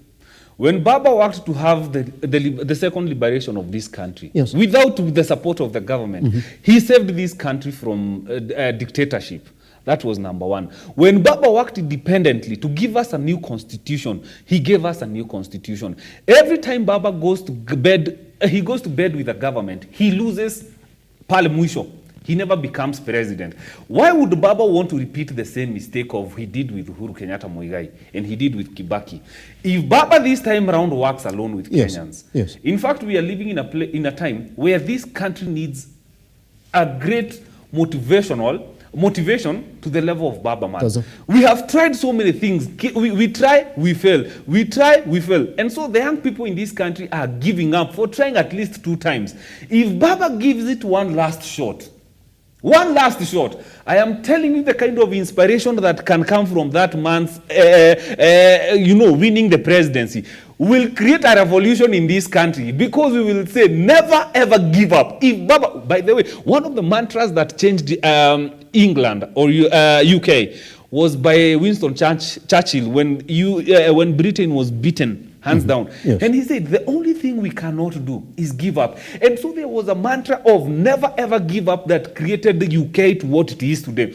And so the man with a never give up mantra in this country that carries a lot of revival and inspiration is with Baba man at his age. Baba, if you can be able to rise to the occasion and tell the young people of this country, never ever give up. Even at my age, you can still become. I am telling you, Baba can create a revolution that has never been seen in this country. And that is why we are saying Baba man does not need to repeat the same mistakes he has been doing. This time around, let him be with the people. Let him create a one-man army, him and the people of this country.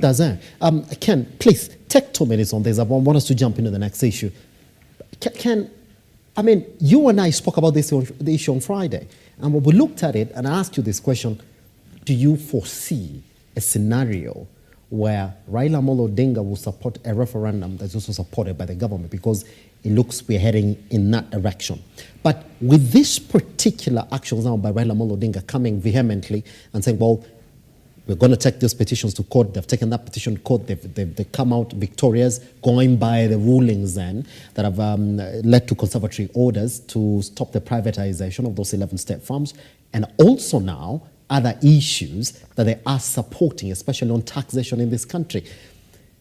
Is it acting like a man, Ken, who knows very well that referendum, because Ruto is going to support it, it's going nowhere, so this is my time then to use other alternative means to come out and speak to the people of Kenya? You know, I do say politics is dynamic, and situations dictate the direction a country takes. At this moment, we are battling high cost, unbearable high cost of living. Some high costs are bearable. We are battling high cost, unbearable high cost of living. We are battling a government that is not, or an irresponsible government to the people, that is not answerable to the people of Kenya. So besides being a leader, Baba is a politician. He masters the game. And by the way, Raila is a very intelligent politician. He first schemed his way out of the NADCO committee and said the main reason for our convention was to solve the high cost of living, which I tend to disagree with them as from an economic perspective. Yes. Because as long as the policies that oscillate around economic progress of the country is the shots are called by the seeds of poverty planters, the IMF and the World Bank, Baba has no say.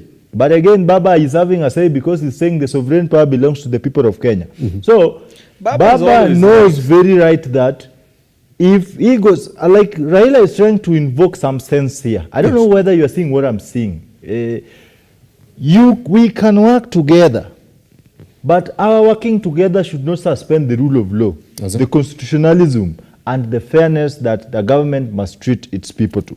Yes, we can have an ADCO committee report.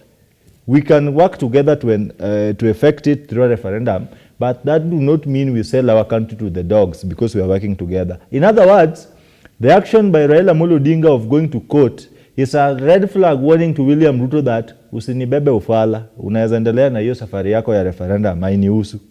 Yes, Raila has worked perfectly in opposition without office. I want to ask them, why would you create an office for Baba to work with you in the government? Raila has been one of the most effective opposition leaders without intermingling and dalliance with government officials.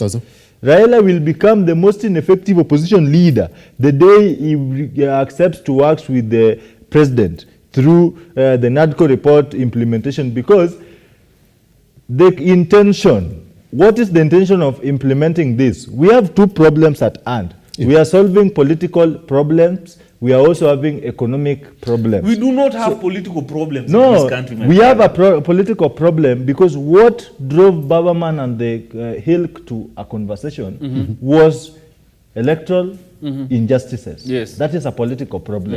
We need to respect the sovereignty of the people. I don't know how, until when I will speak about the sovereign power of the people of Kenya.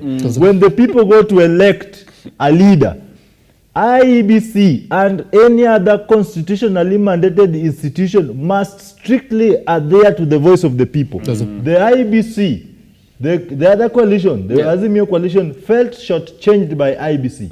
And that's why they've constantly called for reanalysis of the servers. The president, on the other hand, is saying, wewe umekufa na hakuna maneno ya postmortem. Ukisha kufa wakisema Sankara is dead, the story ends there. We go to an election. The election is contested. Yes. It is only imperative that we employ to seek what would be the issue. The president is saying we cannot open servers. The Venezuela-led commissioners, those guys, and I call them the Venezuela-led commissioners because they were here in the center stage. Those guys, they said they cannot open the server. You are in a contractual obligation on behalf of 40 plus million people. Yes. You are having their information database you are storing. They are telling you that we want to access that server and see what is inside. Then you are telling them it is an infringement to your copyright policy. So is the copyright policy of those Venezuelans more important than the access to information by the people of Kenya? That is a constitutional entitlement. The problem we are having, Simba, is a government of people who do not understand how the rule of law flows. They don't understand. Yes. But I beg we move into the next issue this morning because I see we already have only 20 minutes left for this conversation. Let me jump in then on another issue that we have to look at this morning, and it touches on the cost of living. It's a conversation that has really gone on. And since we're in the festive period, by the way, if you're not aware, then you only have 19 days to Christmas. So that means you only have something like 2 weeks then to put your shillings together, because then if you don't have the money, then it's going to be a tough Christmas for you, isn't it? Do we even have money for Christmas? Let's put it. Now, the Secretary General of Kenya Union of Nurses, who doubles up as the Deputy Chairperson of the ruling AOTA UDA in the country, Seth Panyango, has stated that it will not relent in a stance to defend Kenyans against the high or cost of living, despite receiving threats from the government. Speaking at the official launch of the Nabii Nabwera Cup, advocate for the interest of ordinary persons, asserting that the common citizen continues to bear a heavy burden and urges the national government to address the issue of the rising cost of living. Let's take a look at that once we come back then. Take 5 minutes, look at it before we talk about Kenyan members of parliament now fighting a law that will repeal to decide their salaries. Let's take a look. As the cost of living debate takes center stage, leaders continue to weigh on the subject as both the opposition and the government continue to pull in different directions to seek a lasting solution.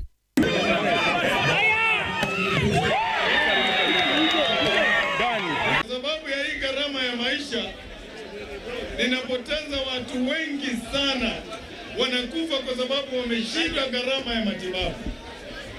Ndiposa tunasema ili Kenya iende mbele, lazima gharama ya maisha irudi nyuma, irudi chini, ili watu wajimudu kulipia watoto yao karo, wajimudu kwa chakula, wajimudu kwa mavazi, wajimudu kwa matibabu.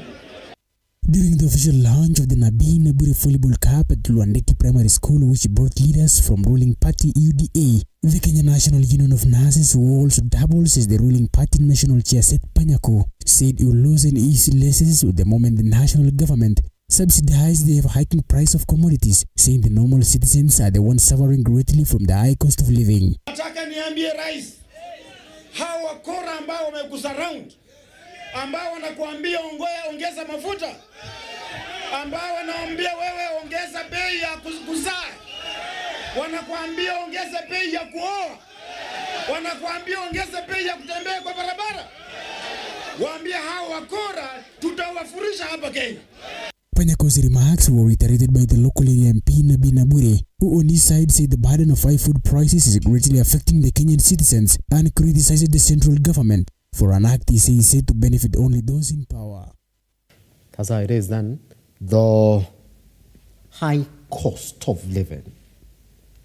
It is something that even the current administration, William, says that we do understand that the cost of living is high, but we have plans in place that are going to bring down the cost of living. Let me just remind you then that the president is going to get into the third State of the Nation address. By the way, we do expect, if he does then, when he's going to wish Kenyans Merry Christmas as they clear down the year. And the cost of living essentially is what majority of Kenyans are going to look at. Have they? It's been 1 year now. We're getting into 4 months into the second year. William, they said, give us 1 year. Yeah. The 1 year is done. Yep. They said, give us 3 months. Yep. That the 3 months were done. Yep. In fact, some of the promises were as immediately as they could. And there's an interesting clip that surfaced online from 2005. From one Uhuru Kenyatta, I don't know whether you saw it, when he was castigating the government for saying that they got into the office and found empty coffers. Now that's after Mwai Kibaki took over, if you do remember, when he lost in that election. Saying that he doesn't understand why Mwai Kibaki's government will come in and say they found empty coffers as to why they cannot deliver on some of the promises they made true. It is now 1 year plus couple of months. Some people will say, well, if you really put it in the proper context, it's 1 year, 6 months since this government essentially started taking shape. Yeah. Would it be ever lie to say now that you're telling us exactly how to reduce the cost of living? It's been 1 year. If you're planting maize, then you would have seen the results of that. If you are putting in some immediate economic policies, we start to feel the effects of that. Is it a lost promise? Yes. Simba, allow me to sum up the conversation we had earlier on with a scripture in the Bible as a Christian. Proverbs 22, verse 7. It says, the borrower is a slave to the lender. I will not emphasize. It's for Kenyans to consume that. My brother, there are only 2 possible ways of taking the cost of living down. 1, the economic policies. Okay? Number 2, tax cuts and tax reliefs. You know, life is becoming unbearably expensive. That means everything has skyrocketed. But people's income is dwindling. The avenues of making money are becoming thinner each passing day. Okay? That means people are on survival mode. Do you know the number of Kenyans right now having 3 or 2 meals in a day has gone down drastically? Yes. Okay? Now, I want you to do a small survey. You can ask people around. Yes. What is the government doing to change that? So far, I have not seen anything. They said they are not bringing in fuel subsidies. Instead of giving us fuel subsidies, do the opposite. Tax cut. The 8% increment that this finance bill added, remove it. You can recall it. Okay? That is actually a presidential order. And says from today henceforth, we are going to stick to the previous 8%. Now, that is not happening. Our economy is controlled by fuel. It is the energy that runs our economy. And so when you put it at what the price it is today, 217 shillings per litre, you know, unheard of. And by the way, do you know fuel prices are going down in the world? But in Kenya, we are told it is because of the war. The same war is the same one that is taking fuel prices down. But in Kenya, juu tumebeba ujinga na tuchoke kubeba ujinga. That is the reason why fuel prices are going up. We need to ask the government, what are you doing? Because you can't create hope, especially for people like us. Yes. You can't tell us you're doing something when we actually analyze your policies and project where we are going. By the way, in Kenya today, we are not projecting growth levels. We are projecting poverty levels. This Finance Act, this 2022-23 Finance Act, the one that is currently running this country, is where the back of the camel was broken. Because it's an extraction bill. It's not giving anything to the guys who drive the economy down there to work with. Manufacturers are running away from this country. By the way, one of the newspapers I avoid reading is this one, Business Daily. If you want to get into a mode of depression, read this newspaper every day. This is politics. These other papers can do politics. But this is a paper of numbers. Professional. Professional. The numbers don't lie. If they tell you the numbers we are dealing with, my friend, there is no hope for this country because there are no policies being put in place. There are no subsidies that are being given. There are no policies to run our economy. That is what we need to be analyzing today. Yes. We need to be analyzing what the government has given Kenyans so that we can work on projected growth and hope. Right now, nothing. So when you tell Kenyans that we give them more time, you know it started with 100 days. 100 days came and went. By the way, you know me, I voted for Baba. I was a Baba supporter. And so I said, see, William Ruto has become the president. And he's my friend, actually, by the way. I've worked with him at one point. And I said, because I know him, let me give him time and see whether he's going to turn around things. You know, his manifesto was perfect, top-notch. And so I said, let me give this guy, because he understands the problems in this country. Let us give him time, even if it's 6 months, if it's 1 year, to fix the economy. But now it's almost 15 months down the line, and poverty levels are only going up. So when you tell us to give you more time, what are you giving us to work with? What are we analyzing when we come on TV? What policies are we analyzing? Where are we telling Kenyans we are going, Simba? Now these are the things we are saying.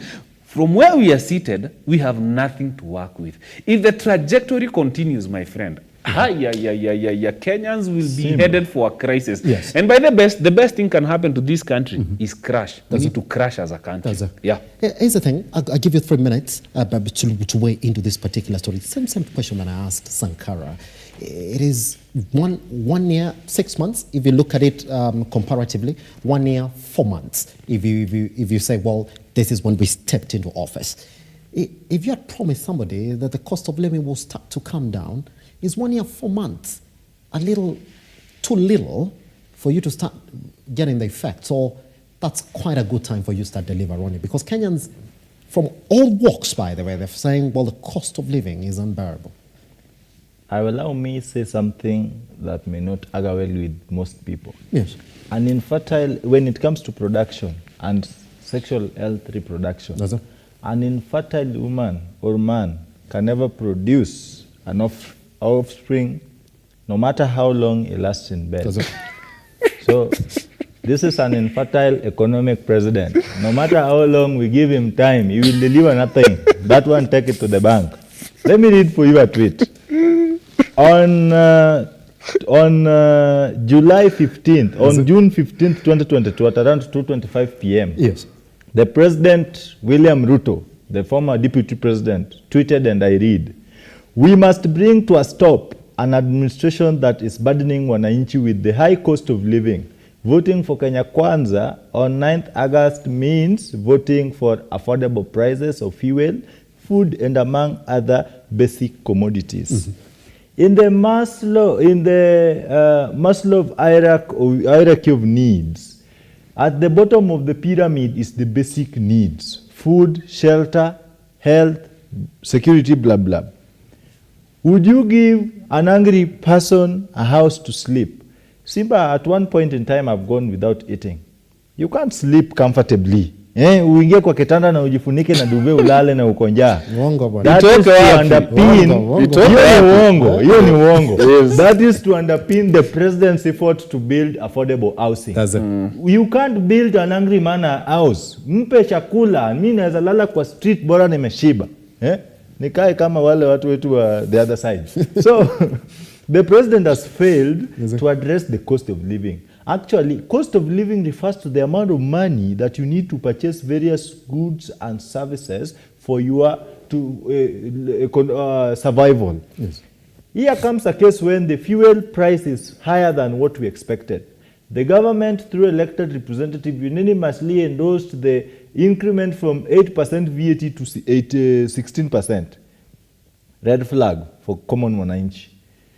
The government has so far implemented economic policies that are tantamount to economic terrorism in the hands of a weak man, because they consider us weak. They have guns and police. They can smoke you out of a TV station, arrest you and prosecute you, profile you, because they have the power. Or even kill you. But let me tell you something, that you can lie to some people some of the time, and some of the time, some of the people, but not all the people all the time. The president has exhausted all his lies. During his campaign, he allocated almost all the cash the country would think of having. In one campaign trail, he was allocating 100 billion. In the other campaign trail, he was allocating 40 billion. In the other campaign trail, he was talking of NHIF being funded, bima ya afya kwa kila mwananchi. Sasa hivi wamekuja na SHIF, the primary health care scheme, the digital health scheme. All these have been put to halt by the court of law. But again, we have a president who is a pastor. He is the president. That is the number one position. He is the economist. RUTO is the MP. RUTO is the judge. RUTO is the pastor. He can pray for weather and forecast. RUTO is a weatherman. He can predict when El Nino is going to come and when it's not to come. When the El Nino hits, his deputy will come and tell you, stop taking yourself to floods. You wonder which country we are having. Do we really have people who really know what they want to do? So, in cushion, let me provide a solution to the high cost of living. In a minute. In cushion we have what we call cost of living adjustments, the COLAs. The cost of living adjustments is a measure that is taken into consideration by an employer and the government to cushion the buying or the purchasing power. This comes by increased payments. They take into consideration the wages of the urban workers so as to consider the consumer price index. This can only be done when something is pumped into your pocket, so that because it intends to counter the high cost of prices by providing alternative cash flow to the worker to sustain the purchasing power. The moment the purchasing power goes down, everything shambles. The fuel is high, purchasing power is down because the government is taking more than it can give. I really pity our employees. You look at their pay slips. The government is like, wewe enda fanya kazi kwa siku 30, ulete pesa yako tugawe katikati. Very unjust, very unfair. So the cost of living must be cushioned. Yes. We cannot speak about the cost of living, and we see the president is going soon to wish the people of Kenya happy Christmas. I would request him just to keep quiet and speak next year. You don't need to wish us a Christmas. There is no Christmas here. What are we going to eat? You want to wish us Christmas and we are going to eat stones. Floods is sweeping us. You are telling us happy Merry Christmas. Ulisikia wapi? Well, if we just clear on it like this, and Sheila, if you could just quickly change our topic, because I'm just going to pick 45 seconds sentiments from you, because we got to step out of the studio as it is. Now, what we do know, members of parliament have got wind that there are a couple of Kenyans who are worried as to why they would decide how much money they earn themselves. Let me take you back to a story here that we covered as early as 2013. And it's a story that we covered from May 2013. Even Al Jazeera picked it, by the way. And if you remember, that was when President Uhuru Kenyatta was coming in. He said, "Aye, Bwana, I will start even by cutting my salary." We celebrated. We said, finally, we have a DP and the deputy president and the president who are really in unison with whatever is going on in the country. Guess what? Members of parliament sat and looked at it and told him, Acha stories, Acha story mingi. Now, members of parliament, immediately after the president ranted and adjusted his salary, went in and increased their salary to 130 times the minimum pay in the country. If you put the minimum pay in the country maybe at around 6,000 shillings, maybe back in 2013, or even 5,000, you will see exactly what it was. They were already taking home 700,000 plus as it was. Now the Kenyans were worried, why is it like that though? SRC would set what they think the salary remunerations in the country would be. Guess who they sent that document to? Members of parliament. Because members of parliament in this country deal with matters finance. The budget and finance committee is seated right there within the National House. So when they touch them, they either pass it or immediately fail it.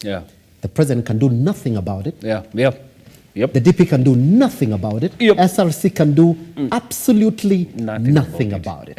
In this case, the employee is telling the employer, give me this much. And you have to do it because I said it.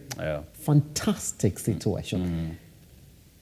Is it something that is going to change? Maybe now that deserves a referendum. 45 seconds, we got to step out. William. It's unethical for them to start such demands, especially at a time as this when the country is going through this economic turmoil. But again, you want to understand them, because kwa ground vitu kuwa tofauti. Wananchi, if mwananchi sees their MP, they don't want to ask you, what economic policy have you proposed in parliament? What are you doing about this 2020, about the finance bill to give me an affordable living? What are you doing in your representation powers, in your legislation powers to help me down here to afford my life? What we ask of these members of parliament every time we see them, handout. And if you don't give them, you know what they tell you? Tuonane. Unafikiria 2027 iko mbali? Tuonane. So if you look at those dynamics, you want to understand where these guys are coming from, because their money is the electorate. It's money down there, because you can't go see people down there. Like I have so many MPs, friends of mine, they tell me in a week, they have like contributions worth like 200,000 in a week. And they have to contribute, by the way. So we are the same people. We are a country of cartels. You know, stealing starts down there. You do not want to hold your MP accountable through the constitutional, responsibilities that you have bestowed on them. You want them to give you a handout. And again, the kind of members of parliament we have in this country, they don't ask themselves, what can we do for this country? What can we do at our position to change this country? They just want to take from this country. We have people who just want to extract the little this country is giving. And that's the dilemma we are in as a country. Sankara, 45 seconds. Let's step out of this conversation. That indeed There's somebody somewhere who's viewed as an employee according to the Kenyan Constitution, but they are setting their salary. Constitutional amendment through referendum is very important. Yes. Some of the factors we need to consider is the intention and the objective of the amendment. In this case, we need to amend our constitution to throw back the sovereign power of determining the salaries of government officials to the people, so that the parliament would not hold the executive at ransom, because you don't give us this, we will meet you with your policies in parliament. We need also to ensure that the policies we are implementing as a nation have got to inculcate or involve the aspects of progressive development. In 1964, when the National Youth Service was a concept in inception, the youth policy involvement in development wasn't a factor until later, when it became fully funded by the government and supported to date. What I'm trying to say is the policy formulation and implementation must be inclusive. As a youth policy advocate, I would wish and recommend, support and campaign for a situation whereby before policies are formulated, the element of inclusion is considered, so that as young people, we are not brought up out at the implementation stage. We need to be present ab initio to go in tandemly with the policy, so that we understand it better. We don't repel when it comes to implementation. Involve us. Some of the wisest men and women have never stepped in parliament. They're in the streets. In fact, let me tell you, if you were to bring all the MPs for a public discussion, some of them cannot even utter their own names consistently in Swahili or in English for the next 10 minutes. Just ask him, are you ABCD? He will start saying, mimi ni mheshimiwa, haelewi. So we really need to have people who feel the plight of the power owners, the power donators, the people of Kenya. Tumechoka, but we are not going to keep quiet. We are not going to get tired. Someone was asking me that, Sankara, you are in government. You are in President William Ruto's camp and you are working with the Prime Cabinet Secretary. My integrity, my consciousness is the overriding factor. What will my son, Thomas Sankara, ask me in the next 20 years? If my son will realize that I was in government when this punitive poverty seeds of decoy were being planted, I was part of the administration. I will tell Thomas Sankara that I was not part of it. We got to step up. We got to step up. Yes. We tell him one more time. Try it one more time. Try with us, the young people now. You got to step out at that particular point. Here's the thing then, just as I tell you exactly the conversation that we're going to get into next. Now let's talk about savings in this country as a percentage of our GDP. As at earliest of 2021, we were already just stuck at only 13%. If you look at our neighbors like Tanzania and Uganda, they already crossed the 20% mark. Now, what essentially is going to lock the financial literacy levels in this country? There is a company that has said, first, educate the masses before you can actually then start talking about what our numbers are. And just the other day, they celebrated the 1 million mark client that they educated personally. And that, according to them, is the only thing that is going to make financial literacy in this country tick. Who is that? What are they doing from 2019 to date? Once we come back here, the CEO is seated right here in the house. We're going to talk about that shortly. Goodbye. Actually, no. I'll see you shortly. Why am I saying goodbye? I'm only just saying goodbye to William and Sankara.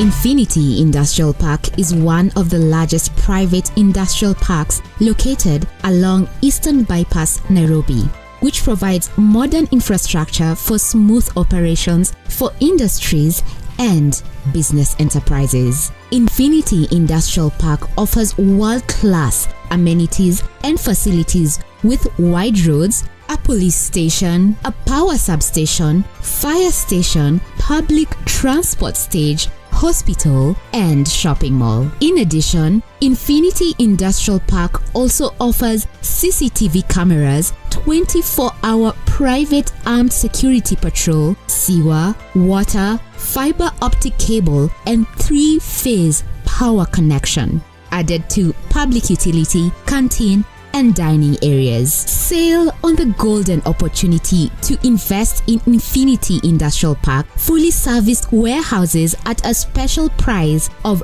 3,569 Kenyan shillings per square foot. For more inquiries, visit our website infinityindustrialpark.com.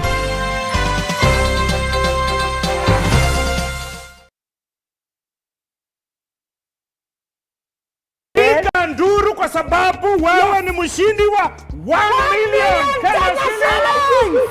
So nilianza kucheza loto, naweza sema mwaka ikianza. So Saturday nikaona call. Sasa wakanipatia news that ni mimi ati nimeshinda 1 million. So hata mimi nikustuka kwanza, ni vile marafiki wangu waliniambia wameona kwa TV yenyewe ni mimi.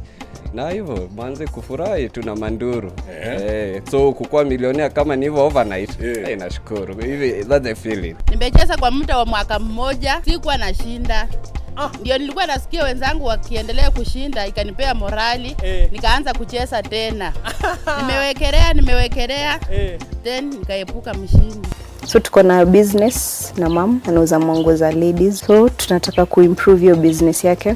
At least tumsaidie kuongeza stock, kuexpand kidogo. Na mimi plan yangu kwanza ni kuongeza accessories kwa sababu nafanya movies na accessories. So sasa ni kuongeza zile accessory stock niko nazo, niongeze zaidi ndio at least biashara imarike zaidi. Tutafungua supermarket. Yes, tutaita aje supermarket? Sipora supermarket. Zipi supermarket. So Kenya inaambia wasi huku nje, keep the faith. Pia uiombe like inaweza kwa Mungu amesema pia wewe ni tani yako. Lakini waendelee tu kucheza. Hiyo tu kuekelea hiyo 50 bob in a period of time, haujui nyota yako itaonekana lini. Mbaye kwa loto ni kuobu kweli. Over 18s only. Gaming can be addictive. Play responsibly. This message has been approved by the BCLB. Changamka, cheza loto.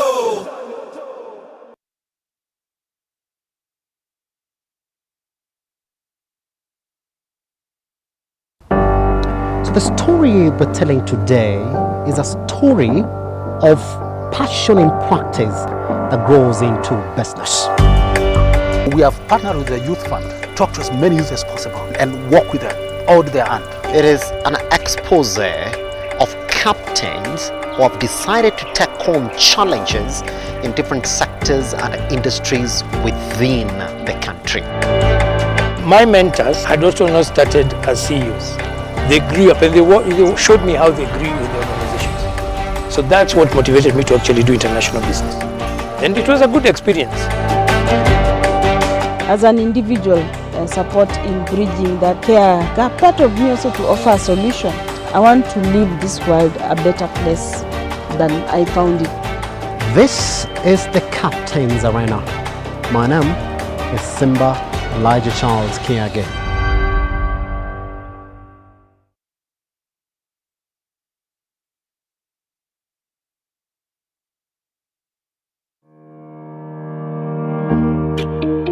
Hi, and welcome to Tujenge Home.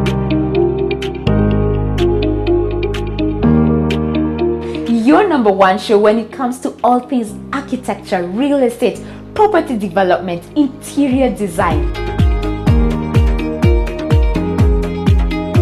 You get it right here on Tujenge Home.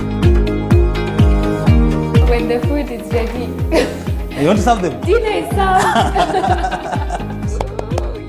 Let's go. Let's go.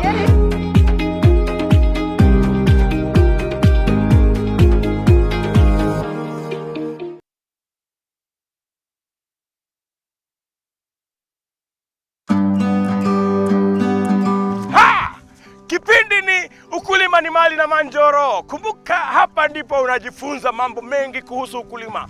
Kilimo ni uti wa mgongo wa nchi, na ukiwa na Njoro unajifunza. Kumbuka, angalia mwenyewe. Tunakuambia ukitaka kujua tips za ukulima, ungana na sisi kwenye Lookuptv every Sunday. Unatukuta pale saa 10, tunakuonesha kuhusu ukulima. Ukulima wa mimea, ukulima wa ng'ombe, ukulima wa kuku, ukulima wa mbuzi na yote ambayo yanahusiana na ukulima. Kumbuka nini? Kipindi ni ukulima ni mali.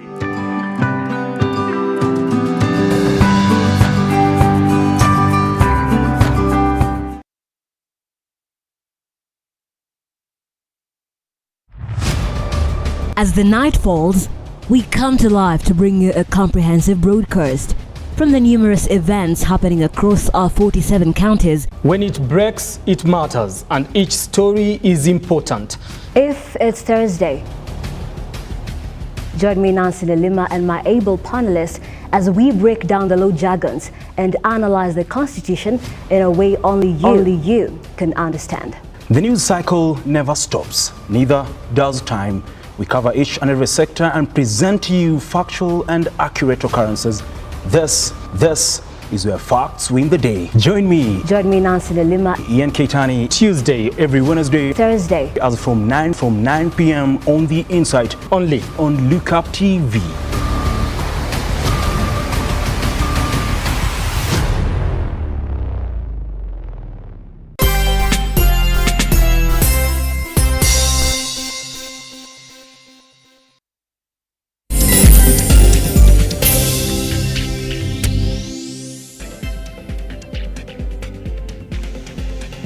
My name is Simba Elijah Charles Kenya again. Let's get into a conversation that I think every other person this morning, if you're interested then in a topic around financial literacy, why it's never too late to invest, you need to start thinking about it today. But just before we get there, let me just give you numbers that are going to make you think twice. Now, there's a Central Bank of Kenya report, by the way, that was released in 2021. They said that let's go in and look at where we are in terms of savings as a country vis-a-vis our GDP. And they found that our savings as early as of 2021, they were just at 13% of our GDP. But then when they compared where our peers were, you'll find that indeed Tanzania and Uganda contrasted heavily with what our numbers were. They had already crossed the 20% mark. And in fact, they continue to say that these numbers were growing. Now, that pointed out to an area that actually personally got to wrote on back in 2020. Now, here's the thing, that if you look at where we are in terms of financial literacy as a country, we have been earmarked as one that are performing lowly in the East African market. In fact, they went right ahead to say in the entire African region. Okay, let me just give you other numbers as well that are going to make this an important conversation. That like most African countries, Kenya has alarmingly low financial literacy levels with a population of approximately 50 million people. Only 38% of Kenyans are financially literate. Ooh. This is according to a 2021 Global Financial Literacy Survey. Then they say our neighbors recorded around 34% literacy levels against 40% in Tanzania and 42% in South Africa. Oof, that's how badly we're doing. So there are companies then that have looked at this particular space and said, I think this is where the market is. The majority of people want to be financially literate. There's a key element that is missing. Even when we're talking about this particular savings is essentially an aspect of financial literacy. So what can we do? So in 2019, they started a special journey. And then they set for themselves a particular goal that in maybe 3 years' time, we need to have passed 1 million people through our financial literacy classes. It looked something that is unachievable, going by these numbers already in here. But guess what? So when they went back and looked at it last week, they realized that in fact, they had surpassed that number to just record 1.5 million people. That's a feat, by the way, that needs celebration. And that's why we're here then to talk about that particular feat and see exactly then how you can be part of that journey. Joining us right here on the Morning Drift this morning, let's welcome the company behind that particular feat, FX Pesa, the CEO, Samuel Kiraka, is right here. How are you doing, sir? Very well, thank you, Simba. Happy to have you around. Great to be here. I have to start with that. Yes. I really have to start with that. That 3 years ago, you set out on a journey and you set a number, 1 million. Yeah. What was behind that thinking? Some people will tell you, hey, 1 million is a big number. Do not. Yeah, thank you, Simba. I think the journey has been longer than 3 years. As a business, EGM FX Pesa, we came into the business 5 years ago. Yes. And after 2 years, we realized, after engaging with a lot of our clients, that there was particularly need and demand for financial literacy. We actually felt what you're saying, that financial literacy was very low. And having come from global markets with operations in other parts of the world, we felt that East Africa, there was quite a gap for us, and therefore we picked that quickly. And in 2021, we started tracking financial literacy in terms of objectives, in terms of the people we meet. And it was very basic. You meet a young person who wants to come and get to learn what FX Pesa does. FX Pesa, just for the record, is a business that is online. We are licensed by the CMA and the Capital Markets Authority to run a non-dealing online FX business. So what that means is that we get clients, we train them on how to trade on the global market space. Yes. So where they can buy commodities based on dollar, you can buy precious metals like gold, you can buy indices, single stocks, globally. So one was to educate the mass to get to understand global markets. Yes. Away from the traditional investments that we have in East Africa. Doesn't. So that was the main thing. But then we realized, before we even talk about global aspects and products and investments, we need to actually get people to understand about savings, about earning, saving, and investing. Because that's where it begins. You will trade with some bit of capital, but you still need to put your savings away. And we'll be discussing that around the way. But for an onset, we saw the gap, and we felt that this is not business. We just want to bring the level of financial literacy higher. Yes. It's not a profit discussion. It's giving back to the community where we work, the people we work with, yes, our brothers and sisters, our nephews and nieces. How do we bring them up to understand financial markets? Forget global, but just to understand that I can make up money, I can earn, I can save, and I can invest. And that way you bring in the very simple basics around savings. What are the opportunities there and stuff like that. Does it? Just before we continue with this particular conversation, because I'll be taking personal views from you, because you've essentially passed Kenyans and the people within the East African market on financial literacy. That's why we do have these low numbers then as a performing economy.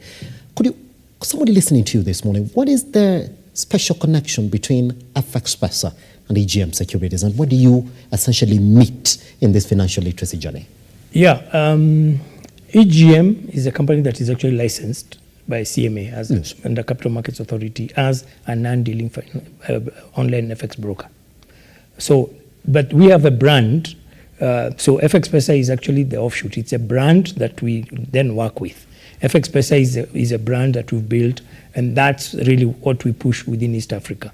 And what FX Pesa does is training. So we have 7 locations where we get people to come to our academies, and we educate them on products and the system. So because our license is actually offering a brokerage service.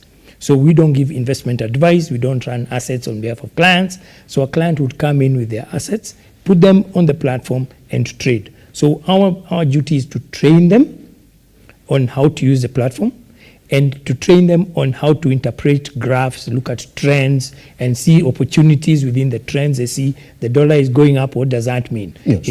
I can make something there. Something is coming down, I need to get out. If it's coming down, I need to get out and maybe pick it when it's lower and wait for it to go up. Yes. Commodities, oil, going up. What opportunity do I see? So we train people to look at this. What are the graphs saying? What is the trend saying? what news has been released, and what is the impact of that news towards global markets? What's a commodity? You've seen what's happening with the war in Russia, and the point here is what opportunities. Unfortunately, it's a sad situation, but what opportunities globally do we see? What we have a recession. What does that mean to your pocket? You have the dollar becoming very expensive. What does that mean to your pocket? How do you manage how do you save to beat inflation? What are the games you can play around investments? What opportunities can you grab for yourself and for your family to make something? That's it. Let's therefore tackle this subject for financial literacy. Yes. It is shocking that for an economy that is as big as our economy, in fact, we're twice even the size of the economy of our neighbors, the financial literacy levels are way up there. In fact, when they even talk about savings, they're already talking about 40%, 30% of their GDP. In your own opinion, because you've interacted now with the market and you know where the gaps are, why are we performing this dismally on financial literacy? One, Simba, is that if you look at your own life back in high school, even through college, there was no course that you did around financial management. That's true. There was no financial literacy engagement discussion you had anywhere. That's true. It could have been just your uncle, a cousin, a father, a mentor, all right, who may have walked you through about savings. So generally, there is nowhere, even in my school life and high school, there wasn't anything. Even when I went to do business at the university, it was really business. No one was coming down to break it down to the basics. You could do elasticity of demand and supply and all those, the big things. But the small things where everyone is pinched around, you earn your savings, your pocket money. How do you save it and stretch it? All the way from primary, all the way from high school. So we never got interaction at that level. And that's why we see the gap today. Because we've grown in a system where that was not inculcated in our systems as we grew up. So you've finished school and you have your degree, but you've now been taught about how to save. The generation that was before us never got time. No majority, because it wasn't part of the curriculum. And even in many cases, for non-finance managers, even today, they go for training around finance because it was never inculcated in our systems of learning. That's one. The second one is that today, if then you don't have that mindset of putting money away for a rainy day, you now look for an emergency has come. So what do you look for? You go to the digital app and you download, you have an account on your Safaricom or whatever network you're on. Then there are all these digital loans providers, and you get something, you take care of your emergency. So cash has become available. So the mindset of I need to save then gets diminished. And that's why the financial literacy journey for us has been key. Because we're not saying that don't borrow, but why not borrow to cover that emergency and just it that way?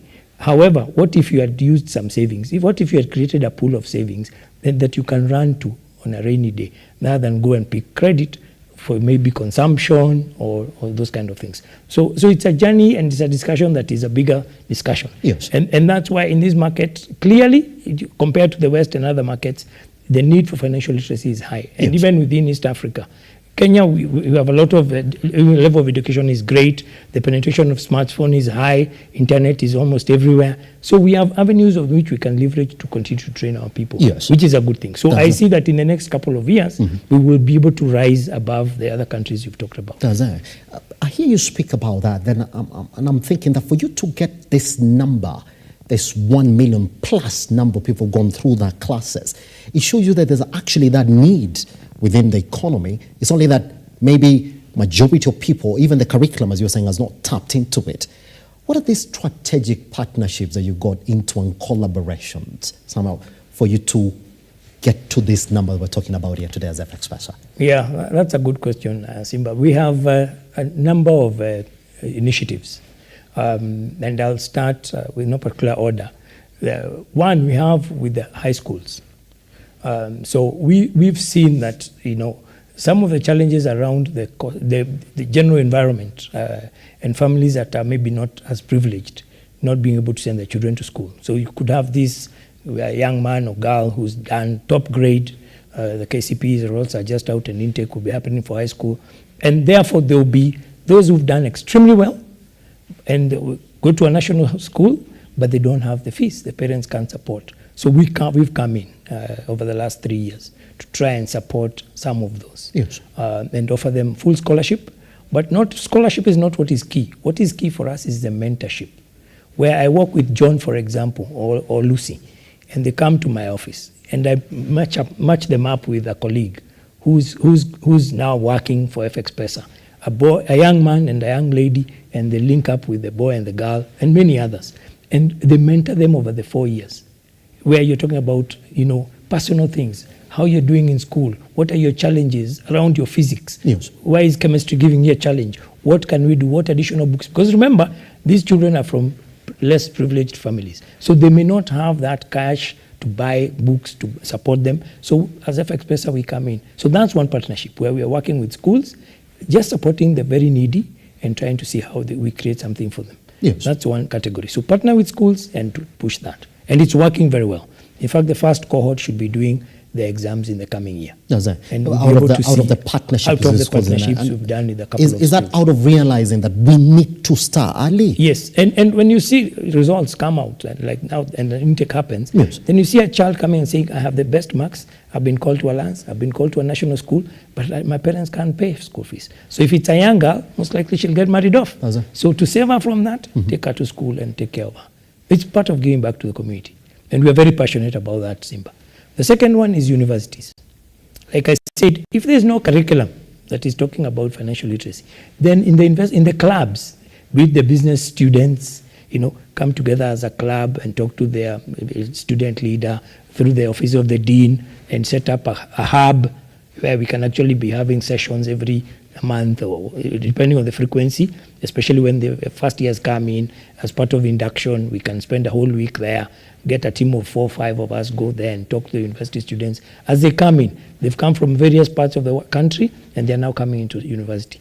This is a new city. Some of them have never been. So talk to them about savings, talk to them about opportunities that are around the city that they can take advantage of and how to manage their pocket money. So simple things, but they make a difference in the lives of the young people. Does it? Yeah, so those associations are working. From there, they start working on trader communities, where 3 or 4 of them become traders. They start getting to learn about our platform, and they continue to learn, and we are going to partner with them, and they start making some pocket money for themselves. Some of them are extremely brilliant, so they're able to get these concepts quickly and be able to move. That's the second category. The third category is where we talk to professionals like yourselves. You're in media. So we have a young guy who wants to come to media. We bring various people with different experiences. They come and sit like we're sitting, and they share their experiences. They pour their hearts out about how the success stories, the painful experiences they've gone through, and they share this with the young people. So we do forums even for men and for women, for young people. We open it up for anyone who's able to come. So that's part of the journey. And for us, the impact is not about the numbers. It's about impacting that one life and making a difference for them. It's a good thing you've mentioned about some of the special programs that you have. When we were looking at exactly who your special target groups are, we realized for the very first time we're seeing a financial literacy class or program just for women. Yes. Is there a special interest in that particular demographic right there? Why does it interest you on a personal level? Yeah, on a personal level, that's interesting. I have 2 sisters. So. On a personal level, generally the way we've been brought up, I think the ladies have taken, maybe in my older generation, they always took like a back seat, and it's the guys who went to provide. It was very much African, it was very much this part of the world. But today we have seen everyone coming and bringing everything to the table. So the lady will go out and work and bring something to the table. The husband will go out and work and bring something to the table. So it becomes necessary then to ensure that everyone gets the training. So for us, the women class is important. And we have, in some areas, like a place like Isli, where you would have the Muslim ladies and the men sometimes not mingling. So we actually would have a class dedicated for the women, just to walk them through. Yes. Then we would have, like the annual event, International Women's Day for us is a big thing. We bring all the women around us to a class, have a full day of fun where we get speakers who are again successful mentors and leaders with various captains of industry who are lady. They just come and give their experiences. how they've gone through, even C-suite CEOs, how have they made it to that level, and inspire the young ladies in the room.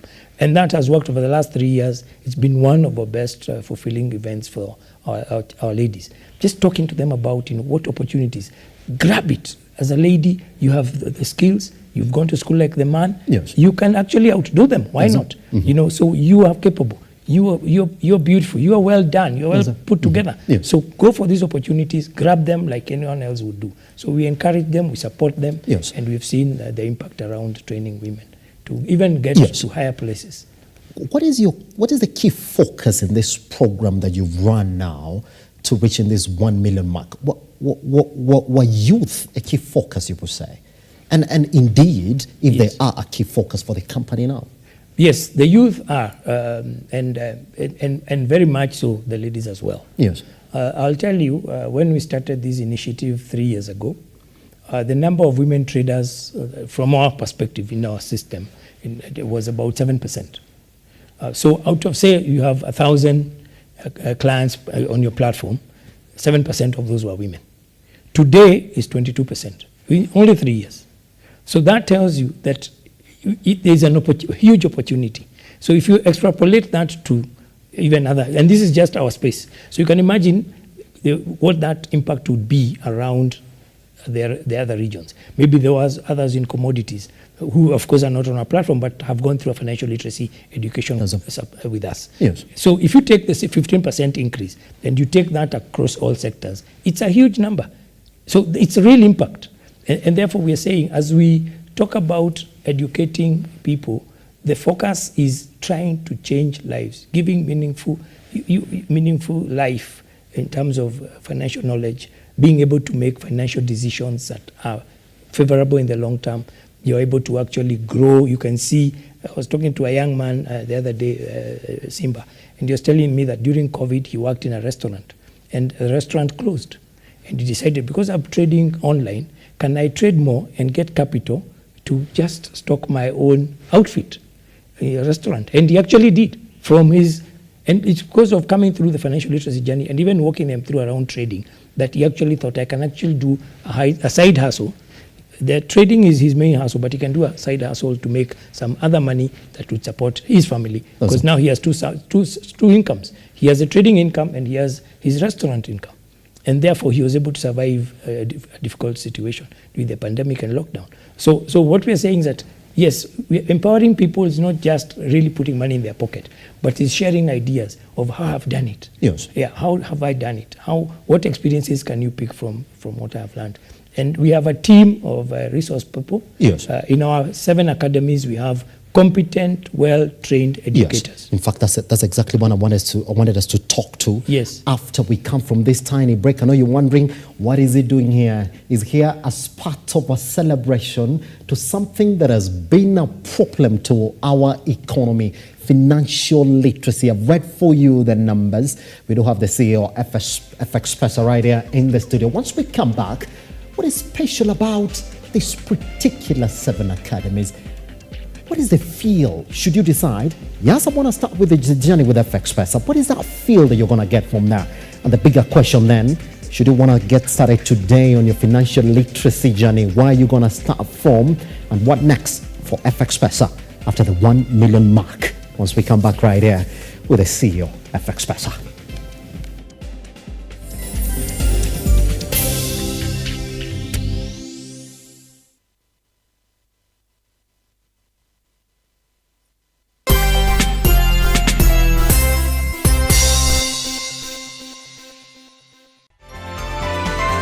Infinity Industrial Park is one of the largest private industrial parks located along Eastern Bypass, Nairobi, which provides modern infrastructure for smooth operations for industries and business enterprises. Infinity Industrial Park offers world-class amenities and facilities with wide roads, a police station, a power substation, fire station, public transport stage, hospital, and shopping mall. In addition, Infinity Industrial Park also offers CCTV cameras 24-hour private armed security patrol, sewer, water, fiber optic cable, and 3-phase power connection, added to public utility, canteen, and dining areas. Sail on the golden opportunity to invest in Infinity Industrial Park fully serviced warehouses at a special price of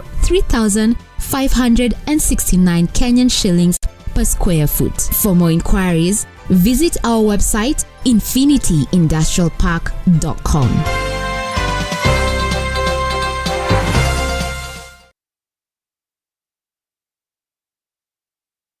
Are you a junior secondary school, a college, a TVET institution, or a university, and you want to advertise your intake? Book now and advertise with us today on both Lookuptv and all our digital platforms. Call us today.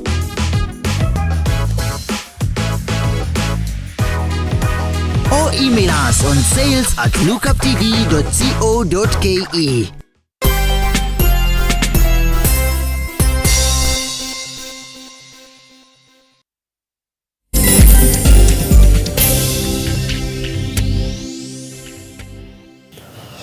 Right. We're talking about financial literacy in the country. Right here in the studio, we're seated with the CEO, FX Pesa, one Mr. Samuel Kiraka, then talking about a milestone that he has led the company to achieve. That 1 million people have gone through the financial literacy courses. And according to his words, it's not about profits and all that. It's about the independence then that you as an individual, you get after going through this particular classes. Now, remember when we went on break, it was touching on the 7 academies that then they have. And the question that I want to put you next then is, people say, well, I can get knowledge online on financial literacy. I don't have to go to FX Pesa today, to start learning on financial literacy. What makes these 7 academies tick, in your view? Yeah, that's a good question, Simba, because when we started rolling out the 7 locations, that was the kind of feedback we were getting. Mm-hmm. Everyone else is coming online. You have all these facilities online. Yeah. Why would you want to do brick and mortar? And you've seen financial institutions a lot more get out of brick and mortar and do digital. But for us, and it's very African, the face-to-face. Interactions, it goes beyond, having time together, sharing a meal together, having to actually walk into an office. Tomorrow, if you had a bad experience somewhere, you can actually come into the office and find a tutor. You can come to the office and find the CEO of the business, So it's very much, this business is very much face-to-face. Yes, you'll have 70% of the people who trade or engage with us being out there, yes. But you still have those who would want to come and feel that I can come in. If I have any query I need to raise, I'll come to the office. If I need a particular understanding on, because global markets is not straightforward. You need time. You need to get coached. You need to get to understand. And therefore, there's a lot of back and forth in terms of questions. And we have a lot of material that is available online. There's no question about it. But some people feel I need to come to class. This guy has just left college or just left high school, and they've just gotten their ID and they want to come and learn before they wait to join university or college. And therefore, they were already used to waking up and going to class. So you wouldn't want to deny them that opportunity of coming to the nearest location. And there we are. I have a team of competent trainers who these young men and ladies will come to and walk them through. They can spend 2 hours there, 3 hours there, getting to learn about not just trading on the platform, but even getting to understand the financial markets. Because like I said, it's not a course they carried through in college. They didn't learn anything around savings and investments and finance of that magnitude. They might have done formulas and build calculations in economics, but generally they didn't get to the basics, the cracks and nuts and bolts of savings and creating a fortune for yourself. Yes. So that's one. The second one is that we also offer within that space. So say for example, communities, say like Nakuru, which was our first one after Nairobi, where we have like a trading hub and clients would come in and trade, compete with each other. That is only done within a community. So you come to the class you have laptops there and desktops, and you can trade and compete within a trading environment where you actually can learn from each other, experience sharing. For me, that's the value is great. You can't, it's not monetary, but it's about building trust. People know they can come and find FX Pesa tomorrow and the day after. For me, that makes all the difference. Pretty much. On a personal level again, and I keep on referring to this because it looks you're walking a journey as a company. The majority of people, company will say, well, we don't see direct value in getting into that particular space. What impact do you think that this 1 million mark feat is going to create in the East African market? Yeah, one is to appreciate the many, about 1.5, like you rightly said, that have actually gone through this with us. Yes. It's a big number. It's been a journey, a lot of sacrifices from my team in terms of long hours, but it's very satisfying. When we had the milestone celebration the other week, and just listening to testimonials of what people are saying. An Uber driver says, when I'm waiting for the next call, I'm actually making some money online.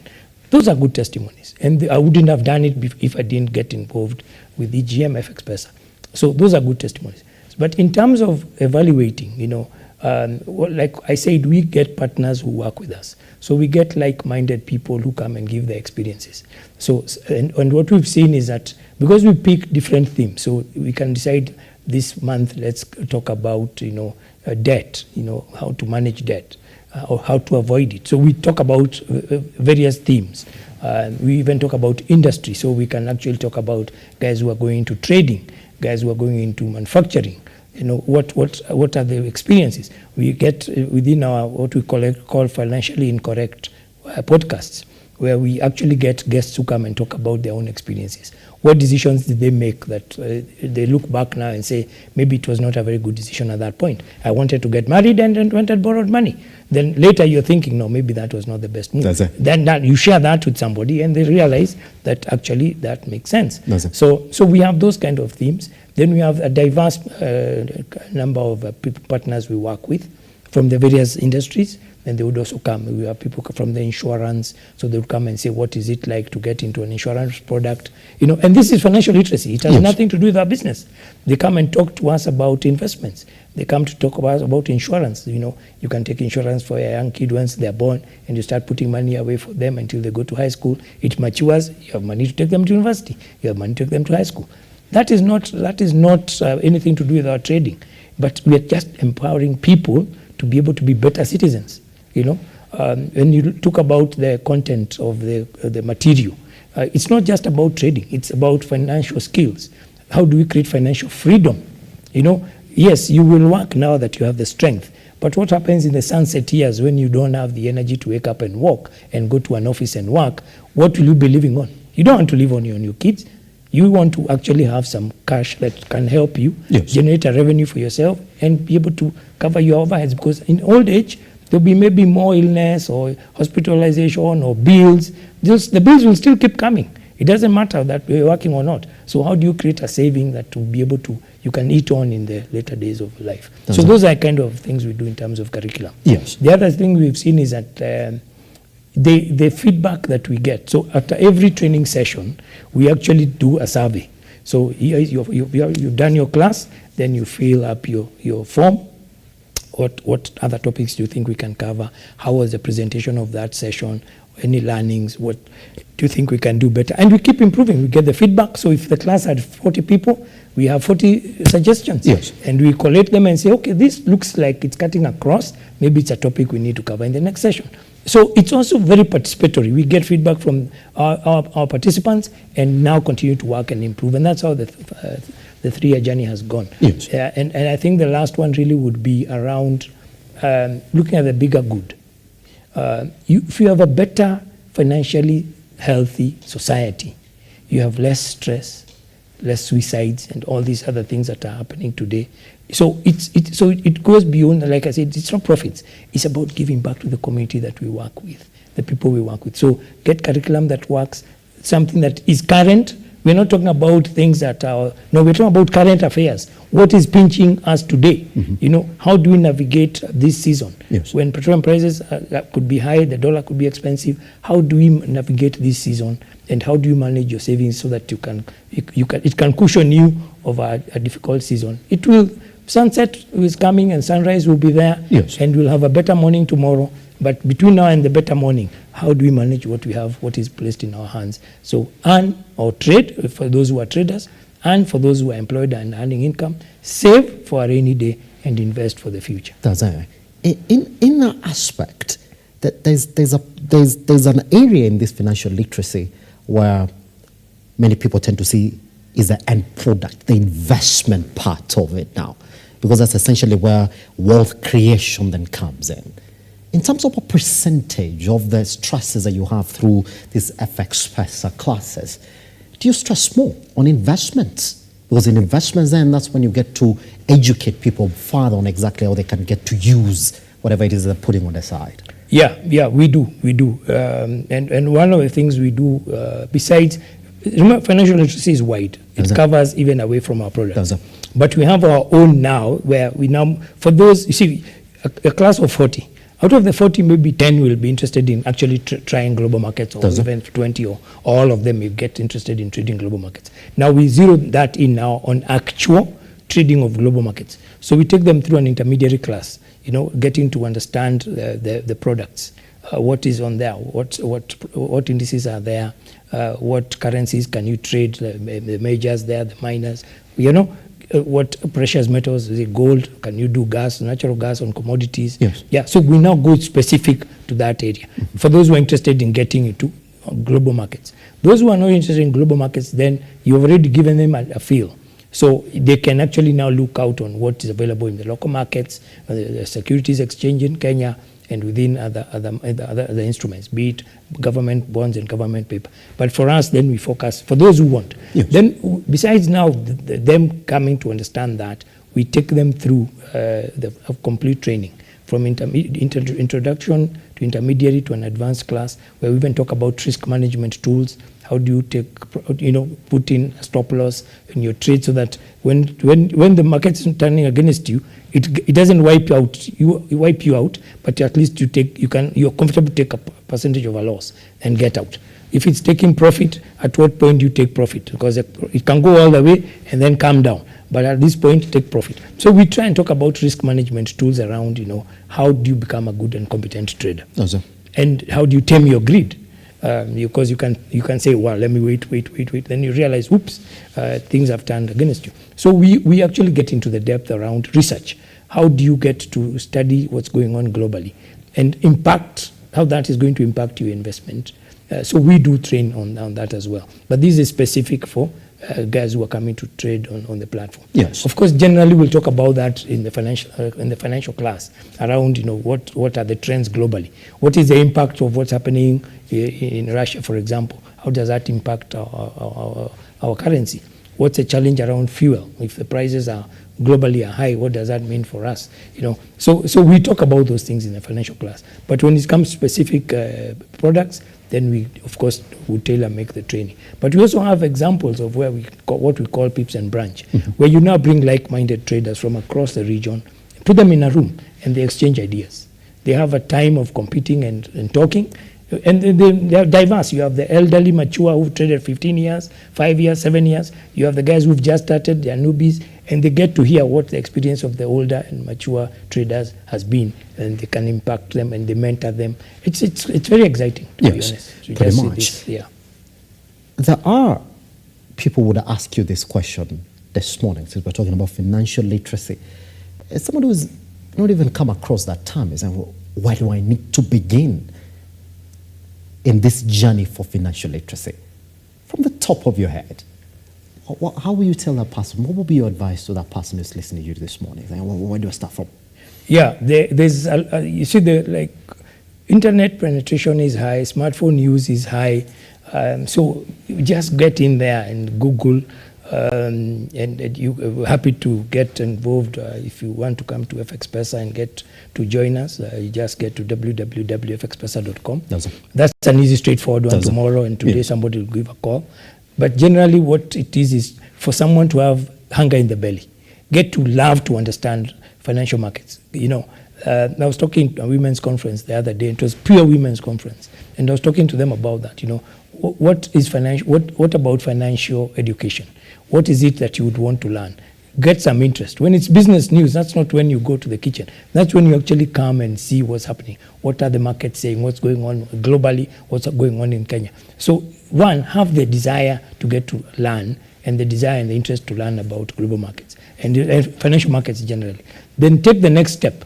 There's all this available content. Yes. Everywhere, across almost every channel, you'll find some content around financial education.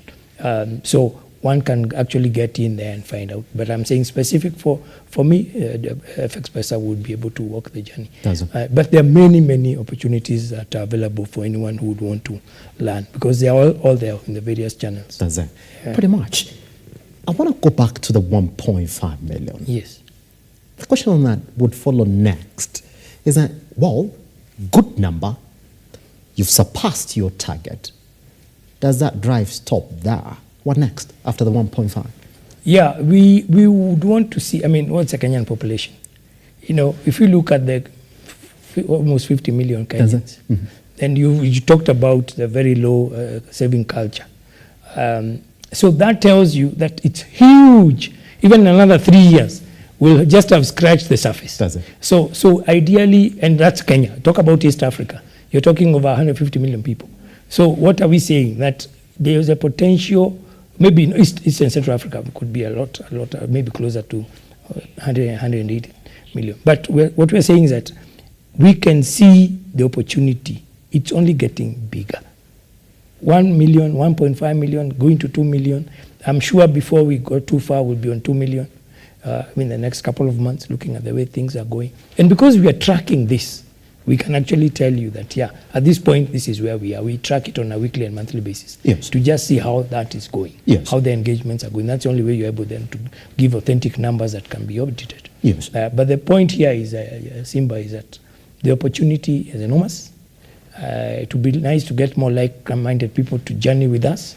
And it would be a call to say, yeah, come, let's journey. Let's educate our people. Because if you have a financially literate population, you would be miles ahead. More savings. So if the government is saying we want to borrow from Kenyans, there it is, because they understand savings. So but now today, if they don't understand savings, then they won't have the savings. So I think the point here is, yes, there is room for us to do more. Anyone who would want to partner with us, we are more than available to partner with them and see. And we've partnered with many, and the scope is huge. We can get many, many more people to partner with in various sectors, and even go out. 7 locations in East Africa is not big. Yeah, there is a lot of room to do a lot more in the various parts of this just East Africa itself. Yes. But what I see in the next 3 to 5 years, a lot more penetration, a lot more support, and maybe even getting it mainstreamed. Now we do it as a corporate social responsibility, giving back to the communities. And it can get to a level where it actually becomes sustainable, and you get partners to work with you, funders to come and support initiatives. And we've seen people who come to support, and not necessarily for FX Pesa, but we've seen institutions where people are able to also do their bit. Yes. So all of us as a people, Simba, from where you are, mentor young people, mentor a young lady, a nephew, a cousin, and let's all do it. It's not an FX Pesa thing. Yes. It's just that we are just championing, and we're happy to do it and continue to do it. We want to see that Kenyans and East Africans are more empowered, they are more enriched, and they're actually better decision makers in terms of financial literacy and creating financial freedom for themselves. Pretty much. I want to ask you about the response of the Kenyan market in the 1.5 million. When you look at that particular number, what would you rate Kenya in terms of contributing more? If you mean contributing more in terms of growing the GDP? Or in terms of this 1.5 million? The numbers that essentially make the 1.5 million. Oh, what portion is Kenya? Yes. Oh, a good chunk of that, because we went into Uganda only in May this year. Even though you see, there's also a lot of online, so you may not quite tell the percentage, but I would say over 70% would be Kenya over 70% would be Kenya. Yes. 30% would be the region, the Uganda, the Tanzania, and other markets. There are people who reach us from Nigeria, the people who reach us from Ghana, Ethiopia. Yeah, so that would be there. But I would say 70% or thereabout would be Kenya. Yes. Yeah. Pretty much. Yeah. Now that you're here, I gotta get this bite from you as well. Yes. As we clear this conversation. Yes. I mean, from the way the 2023 financial year has been, and I know we're talking about the financial year, knowing very well that it could not be essentially full financial year. Yes. What is the top investment option for any other young person thinking to get into trading? Could be commodities or any other segment at 2024. See, as an online broker, I can only talk about the opportunities. No, I'm not allowed to direct anyone to any particular investment because that's I'm restricted based on my. But looking at where we are as Kenya today and the opportunity for the young people who are very aggressive, have opened up their eyes, are able to see global markets. It's all now a global village. You can sit in Nairobi and you're trading on the New York Stock Exchange. And therefore, I would, looking at the income, anyone would, of course, want to earn on a strong currency. And therefore, trading global markets becomes a no-brainer. It will be, how can I learn to earn some earnings that come in dollars? And there's a lot of demand. We've seen a lot of demand there. Yes, it may be a bit pricey to buy it now that could have been earlier, but there's still opportunity because if you got to make up some money in dollars, then to go and buy shopping for Christmas, you buy in shillings, and therefore your conversion, there it is. So there are still opportunities within the global markets. You can trade indices, you can trade commodities as they continue to climb. There's opportunity right there. So that's on the global front, mainly. Of course, on the local front, you have your normal bonds, which have become very popular because of the infrastructure bonds are giving pretty high rates on the Kenyan market. And they are fairly liquid as well. You can get in and out through trading on the derivatives market or on the normal stock brokering licenses and stock brokers in town or fund managers who are managing these funds. But from where I sit, if you want to try and hedge as much as possible, it's good to try out investing overseas, investing offshore. So it's the returns can be good. It's a bit risky. There's no question. You have to risk-reward trade-off, right? Yeah, a bit of risk, but also so long as you've understood and you're able to manage your risk, I think it still offers an excellent opportunity. And to diversify as well. Yes. It's not just putting all your eggs in one basket. Try out global markets. Try out investing elsewhere. Yeah. Okay, take 45 seconds then to answer this question. Why would somebody choose FXPesa today to start the financial literacy journey? And what's your outlook in the next 5 years in this particular space? In this particular space, Simba, I think and I see and I believe strongly, we have a young demographic. Young people below 35, I think the last time I had on the census was more than almost 65%. And that's a huge number. And therefore, these are the real candidates for trading commodities, for getting into this space. And therefore, getting to maybe a 5 million mark, I don't know. We haven't thought about that far in terms of the number, but we know for 2024, we really want to get to a 2 million plus very, very quickly and try and see how that goes. The first milestone was great. We are now working on the second one, and I'm sure that we'll be able to hit it. What I see is that, and what I would encourage young people, young populace, the 55%, 65% of these young people in the country, is to try out things. Try out things. I was never in the global space. Now I breathe it, I eat it, and it's a good place to be. So try out things. Don't give up. There's a lot of faith. There's a lot of hope in the country. It may look dim sometimes, but just wake up and give it your best shot. Tomorrow will be a better day, and just have that positive vibe. So for us, and at FXPesa, we see, as we target the young guys, empower them, create a better people who can actually get a meaningful life for themselves, less stressful, and be, financial free. So that, like we said, in the later years, somebody has something in the pocket. And that way we build our economy. And then we stop comparing ourselves with people who are ahead of us, we overtake them. That's It's it. always good to have someone ahead of you so that you work hard to get there. To actually overtake them. them. Overtake them. Yes. But we have a big opportunity because we have a young workforce. If we can continue to engage them, they continue to engage ourselves, engage our minds, I think the sky is the limit for us as Kenya and Kenyan people. Pretty much. Start your journey today, www.fxpress.com, isn't it? Yes. That's it. And then after that, you start your financial literacy journey. And those numbers are worrying. And today, if you got nothing in your savings, then you should be worried. Start yesterday, that's what they say, not today. All right, in conversation with the CEO, FXpress, with the Simon Kiraka, that particular number is what we're focusing on, but it's gone back and forth about the importance of financial literacy. It's totally exactly where the opportunities are, especially in the global markets at this particular time. Mr. Kiraka, thank you very much for coming by, man. Yeah, thank you for having me. I can't believe I'm saying this early because I don't think we're going to have another show. Merry Christmas and a Happy New Year to you, sir. Same to you. I'll see you in Simba. 2024, Absolutely. isn't it? That's nice to be here. Nice to have you around. Yeah, thank you Guess very what? much. I'll see you then tomorrow for another edition of The Morning Drift. Thank you very much for being a part and parcel of this particular segment. That's it.